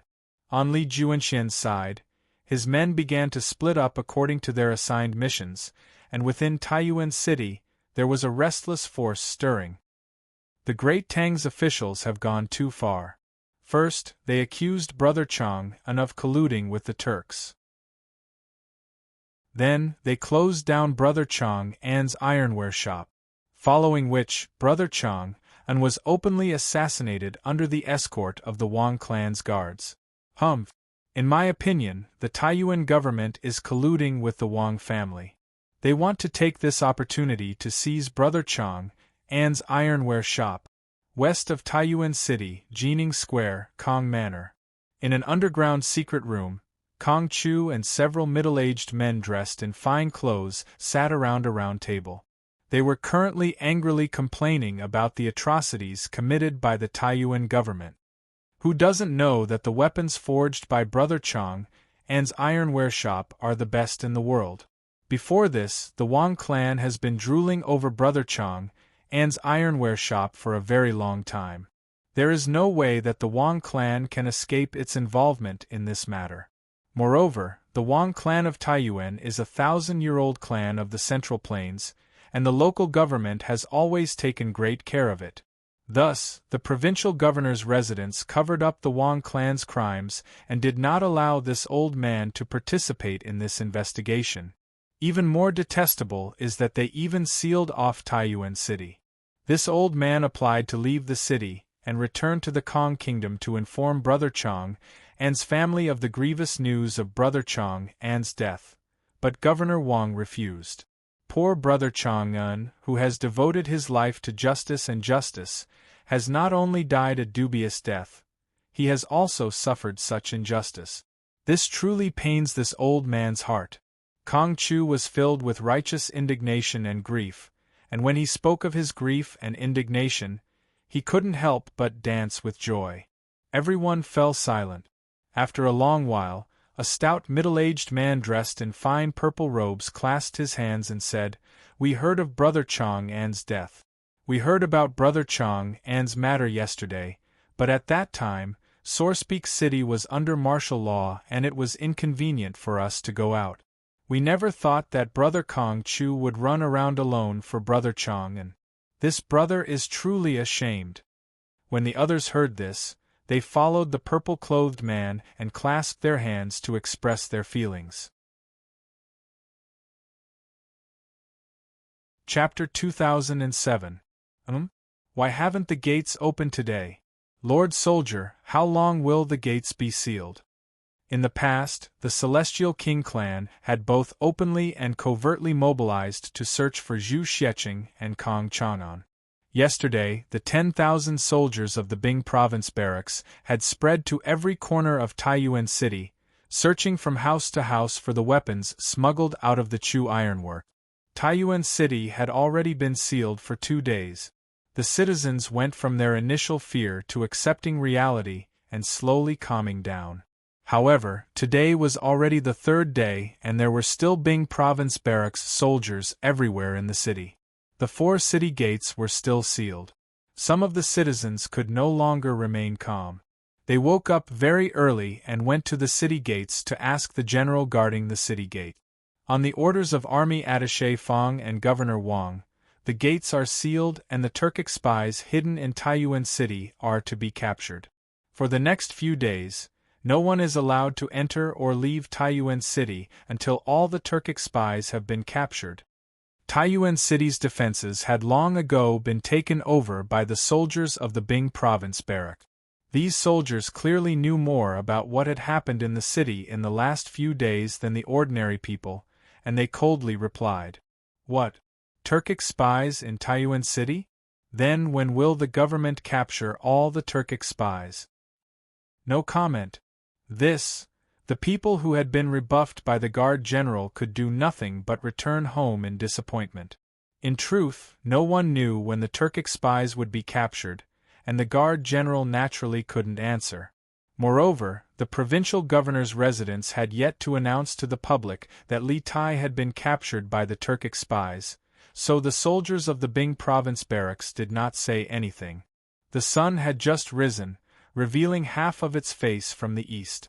At this time, most of the citizens had already woken up. The news that the city gate was still closed began to spread among the citizens. Then, under the urging of the provincial governor's office, all the citizens began to inform each household that the city gate would be closed for the next few days and that the city would continue to be under martial law. If there was nothing important, each household should stay at home and try their best not to go out. As no one could give a specific date for when the gates would be closed, some of the people began to worry. Why haven't the gates opened today? Sir, how long are you going to seal the city gates? In the past, the Heavenly King family's forces, both on the surface and in the dark, had been frantically searching for Zhu Xiecheng and Kong Chang'an in the city. Yesterday, the 10,000 soldiers of the Bing Province barracks had spread out to every corner of Taiyuan City, going door to door to search for the batch of weapons smuggled out of Chu family's ironware shop. Taiyuan City had been sealed off for 2 days. The citizens went from their initial fear to accepting reality and slowly calming down. However, today was already the 3rd day and there were still Bing Province barracks soldiers everywhere in the city. The 4 city gates were still sealed. Some of the citizens could no longer remain calm. They woke up very early and went to the city gates to ask the general guarding the city gate. On the orders of Adjunct Fong and Governor Wang, seal the city gates and capture the Turkic spies hiding in Taiyuan City. For the next few days, no one is allowed to enter or leave Taiyuan City until all the Turkic spies have been captured. The defense of Taiyuan City had been taken over by the soldiers of the Bing Province barrack. These soldiers clearly knew more about what had happened in the city in the past few days than ordinary citizens. What? A Turkic spy in Taiyuan City? Then when will the government be able to capture all the Turkic spies? We have no comment. This, the citizens who had been given the cold shoulder by the general could do nothing but return home in disappointment. In truth, no one knew when they would be able to capture all the Turkic spies. Naturally, the guards at the city gates were unable to answer the question. Moreover, the provincial governor's residence had still not announced to the public that Li Tai had been kidnapped by the Turkic spies, so the soldiers of the Bing province barracks did not say anything. The sun had just risen, and the red half of its face peeked out from the east. At this time, the vast majority of the people had already woken up. The news that the city gates were still sealed began to circulate among the citizens. Soon after, the soldiers of the provincial governor's residence began to inform the citizens that the city gates would be sealed for the next few days and that the city would remain under martial law. If there was nothing important, they were to stay at home and not go out. As no one could give a specific date for when the city gates would be sealed, some of the citizens began to worry. Chapter 2008. Li Junxian had given Wang Liaoyuan the mission of maintaining order in the city and preventing the people of the city from rebelling against the closed gate. But not long after Wang Liaoyuan returned to the government office, he received bad news. All the grain stores in Taiyuan City were out of grain. It wasn't that the grain merchants were trying to raise the price of grain, but that there was no grain. How could this be? As an official, Wang Liaoyuan knew better than anyone the importance of food to the people. As the saying goes, food is the most important thing for the people. If the news of Taiyuan City being without food continued to spread, Wang Liaoyuan believed that Taiyuan City would fall into chaos soon. When the time came, countless people would rush out of the city to buy grain. Even if Li Junxian hadn't given him this mission, as the Bing province governor, Wang Liaoyuan had to do his utmost to solve the problem of Taiyuan City. This subordinate will go. In the rear office of the provincial governor's residence, the middle-aged scholar surnamed Pang clasped his hands and bowed. He also knew that this matter was urgent, so he immediately began to write a decree. When he was done, Wang Liaoyuan saw that the contents of the decree were correct, so he stamped it with his seal and handed it to Constable Feng. Constable Feng, I order you to immediately arrange for someone to make a copy of this notice, and then post it in the city. Also, gather all the yamen and county yamen runners and strengthen the patrols in the city to prevent anyone from taking advantage of this opportunity to cause trouble. If you don't have enough people, immediately report it. This official will go and borrow soldiers from Advisor Feng. Constable Feng clasped his hands and said, Yes, this subordinate will go. After saying this, Constable Feng took the decree from Wang Liaoyuan, turned around, and left in a hurry. In the back office, Wang Liaoyuan frowned as he looked in the direction that Constable Feng had left in. He had a feeling that something was wrong. Since the world was at peace, there had never been a shortage of food in Taiyuan City.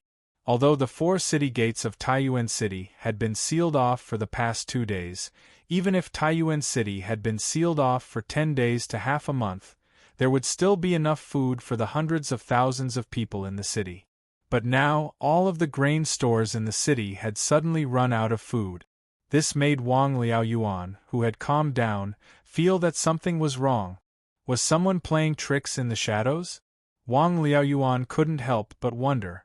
Does the provincial governor feel that today's matter is a little strange? The middle-aged scholar saw Wang Liaoyuan deep in thought and his eyes flashed. He paused for a moment and then asked tentatively, There is indeed something fishy about this. Wang Liaoyuan came back to his senses and nodded.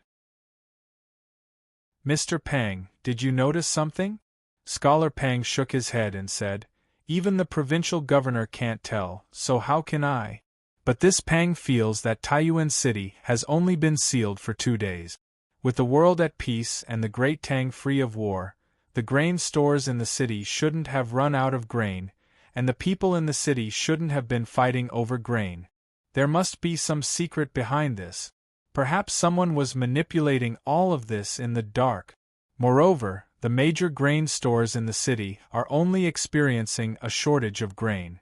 No grain merchants took the opportunity to raise the price of grain. This shows that today's incident happened so suddenly that many grain merchants did not expect it. They are not the mastermind behind the scenes because they did not profit from it.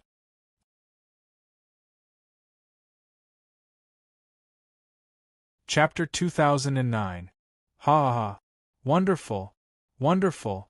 Boss N's plan is wonderful. Right now, the grain stores in Taiyuan City have run out of grain to sell, and the people are panicking. In my opinion, it won't be long before the people of Taiyuan City start a rebellion.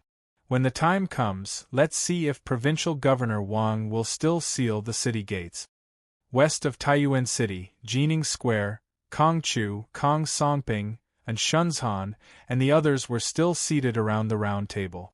At this moment, Kong Songping, who had just received news from outside, couldn't help but clap his hands and laugh.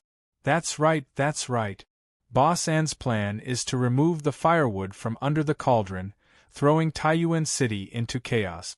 You've helped Brother Chang unvent his anger. Boss N is truly experienced and resourceful.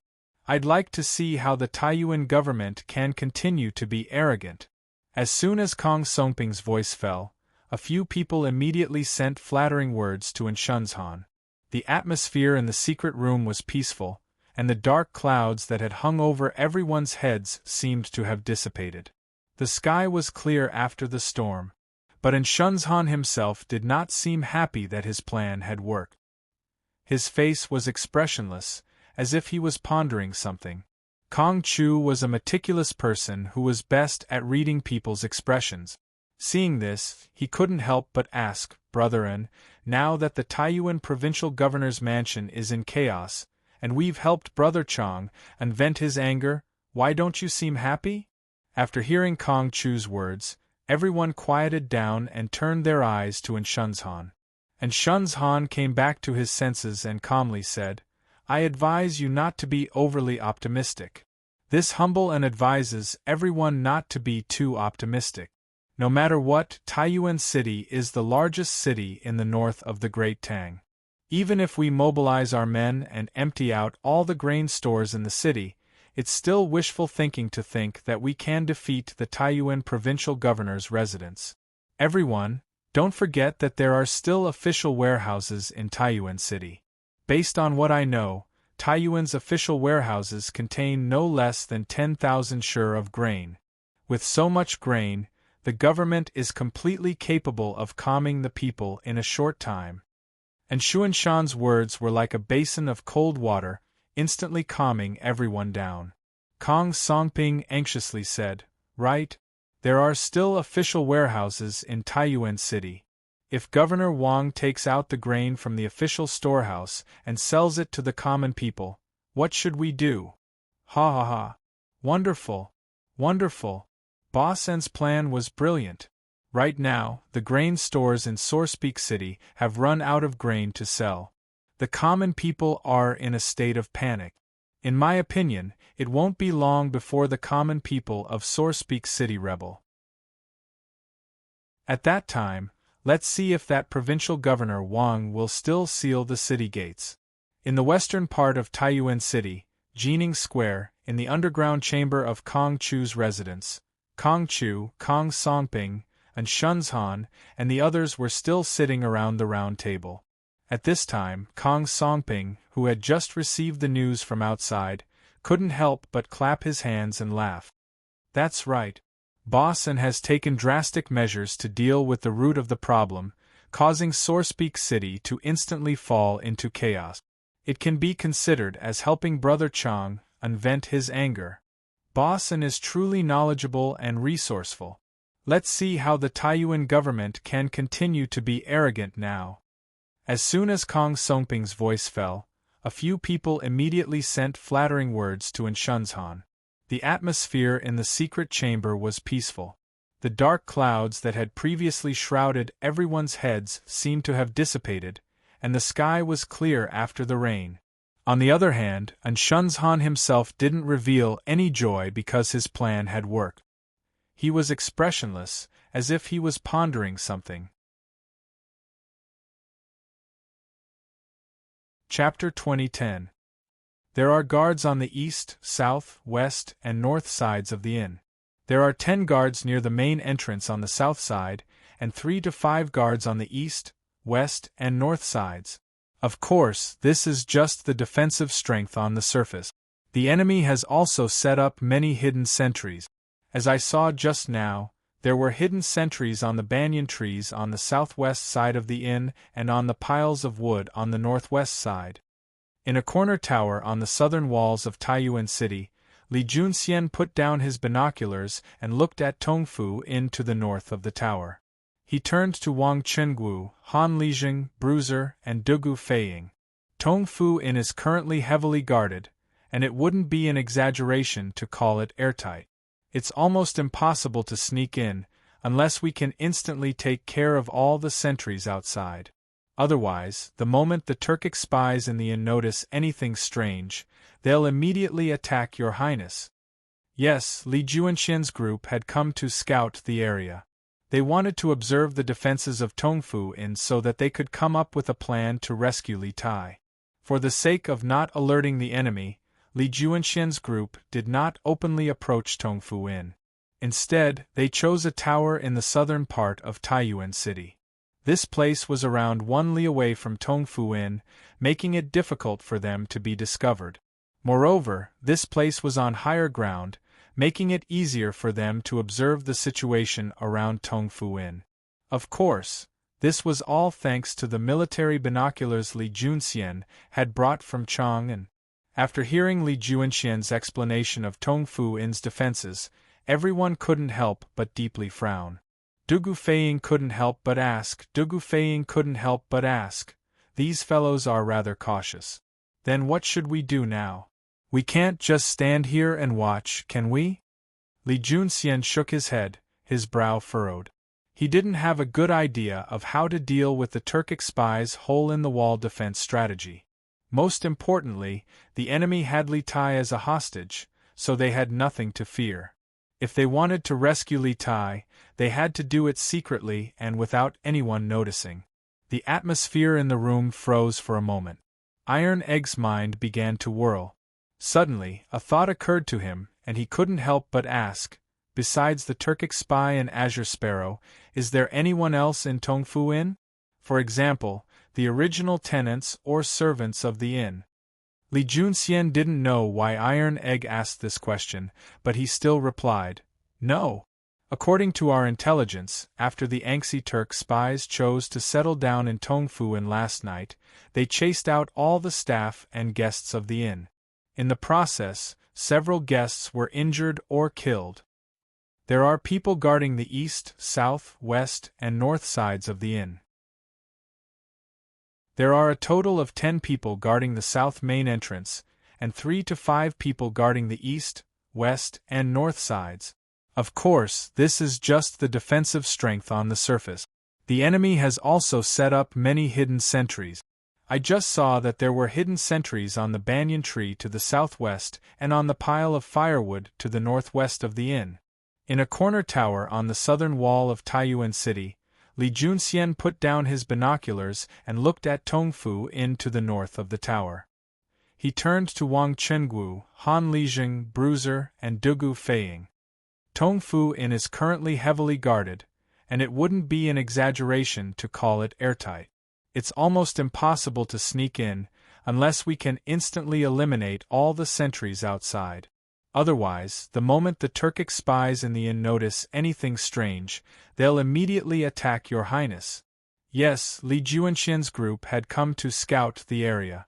They wanted to observe the current situation of Tongfu Inn so that they could formulate a plan to rescue Li Tai. Chapter 2011. That is indeed the case.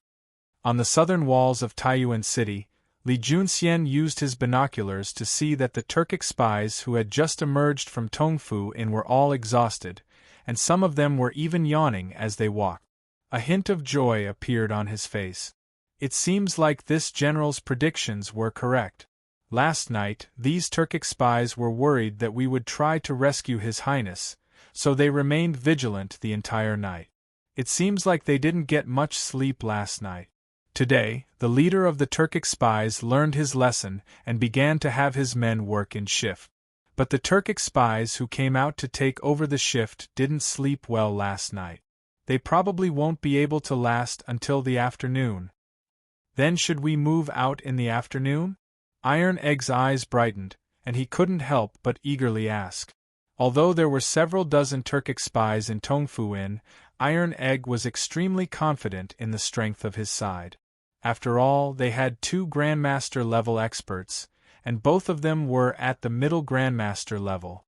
If they took advantage of this moment of exhaustion to launch a surprise attack, they really did have a chance of breaking into the inn and rescuing Li Tai. Dugu Feiying and Wang Qingwu's eyes brightened as they turned to Li Junxian. No. The chances of success are too low. Li Junxian's eyes dimmed, his brow furrowed as he mentally calculated. Finally, he helplessly shook his head and said, although they'll probably be extremely tired between the late afternoon and the late afternoon, if we choose to strike during the day, even if we can silently eliminate their sentries, there's a high chance that we'll be discovered by the hidden sentries they've hidden in the area. If we're discovered, all our efforts will be for naught, and the Turkic spies will be on high alert. We won't have a chance to rescue His Highness. In truth, Li Junxian's worries were not without reason. Attacking during the day was different from attacking at night, and there was a major disadvantage to attacking during the day. If there was a flaw in any part of the plan, it would be very easy for the enemy to notice. This was unless they could simultaneously eliminate all of the Turkic spies' sentries outside the inn. But Li Junxian and the others were still present. Ha! That truly is the case.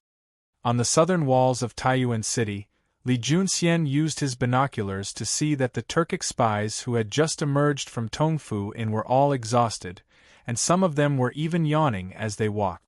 A hint of joy flashed across his face. It seems like this general's predictions were correct. Last night, these Turkic spies were worried that we would try to rescue His Highness, so they remained vigilant. It seems like they didn't sleep last night.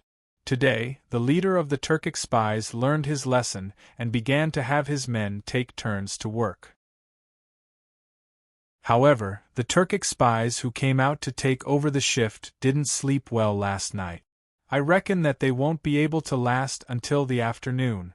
Then, should we take action in the afternoon? Hearing this, Bruiser's eyes lit up, and he could not help but feel excited. Although there were hundreds of Turkic spies in the Tongfu Inn, Tai Dan was very confident in the strength of his side. After all, they had 2 masters at the Grand Master middle stage. If they took advantage of the enemy's exhaustion and negligence, they would attack them.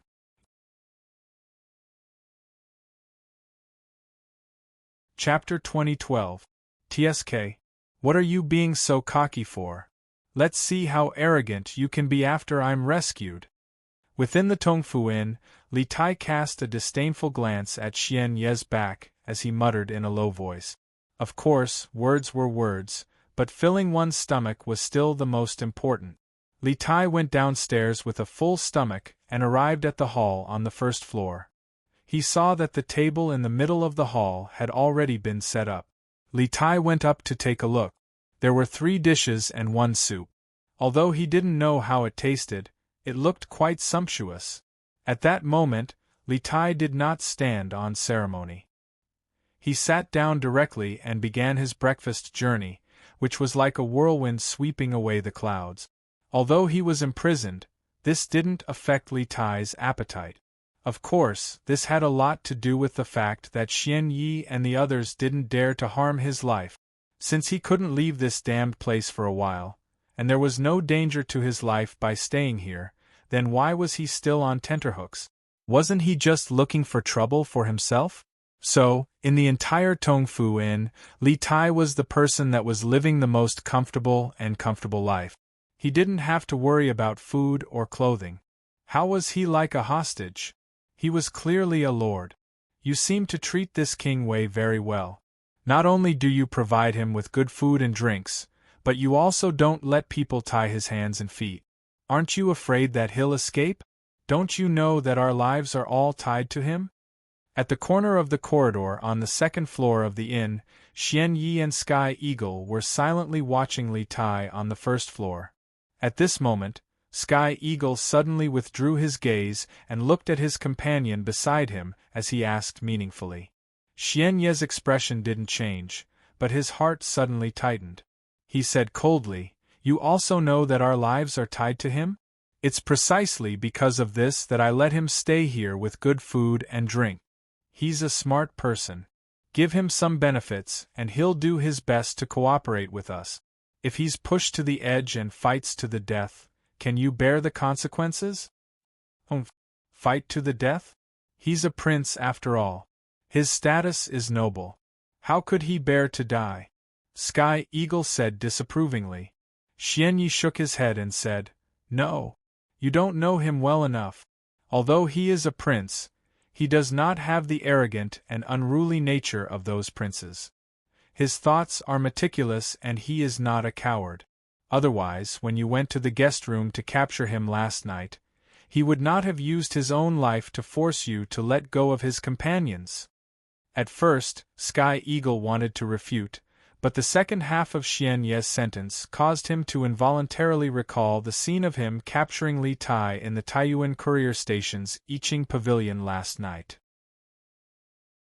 At that time, when he was about to kill the iron egg, it was Li Tai who stood out and pressed a dagger to his throat with a determined expression, using his own life to force him to let go of the iron egg. The moment he recalled the resolute viciousness in Li Tai's eyes, Sky Eagle couldn't help but swallow the rebuttal that was already at the tip of his tongue. Even though he didn't say it out loud, he had to admit that Li Tai was indeed quite different from the nobles in his impression. He was a ruthless character. After a few probing attempts from last night to this morning, we basically don't have to worry about him escaping. He knows his place very well. Now that we're short on manpower, we don't have to waste manpower on him. Next, we need to focus on the defense of the inn. We have to be tight on the outside and loose on the inside. We must not let the people from the government sneak in. You're tuning in to the Phoenix Knights YouTube channel. Don't forget to subscribe and join us on this journey to catch the most captivating stories.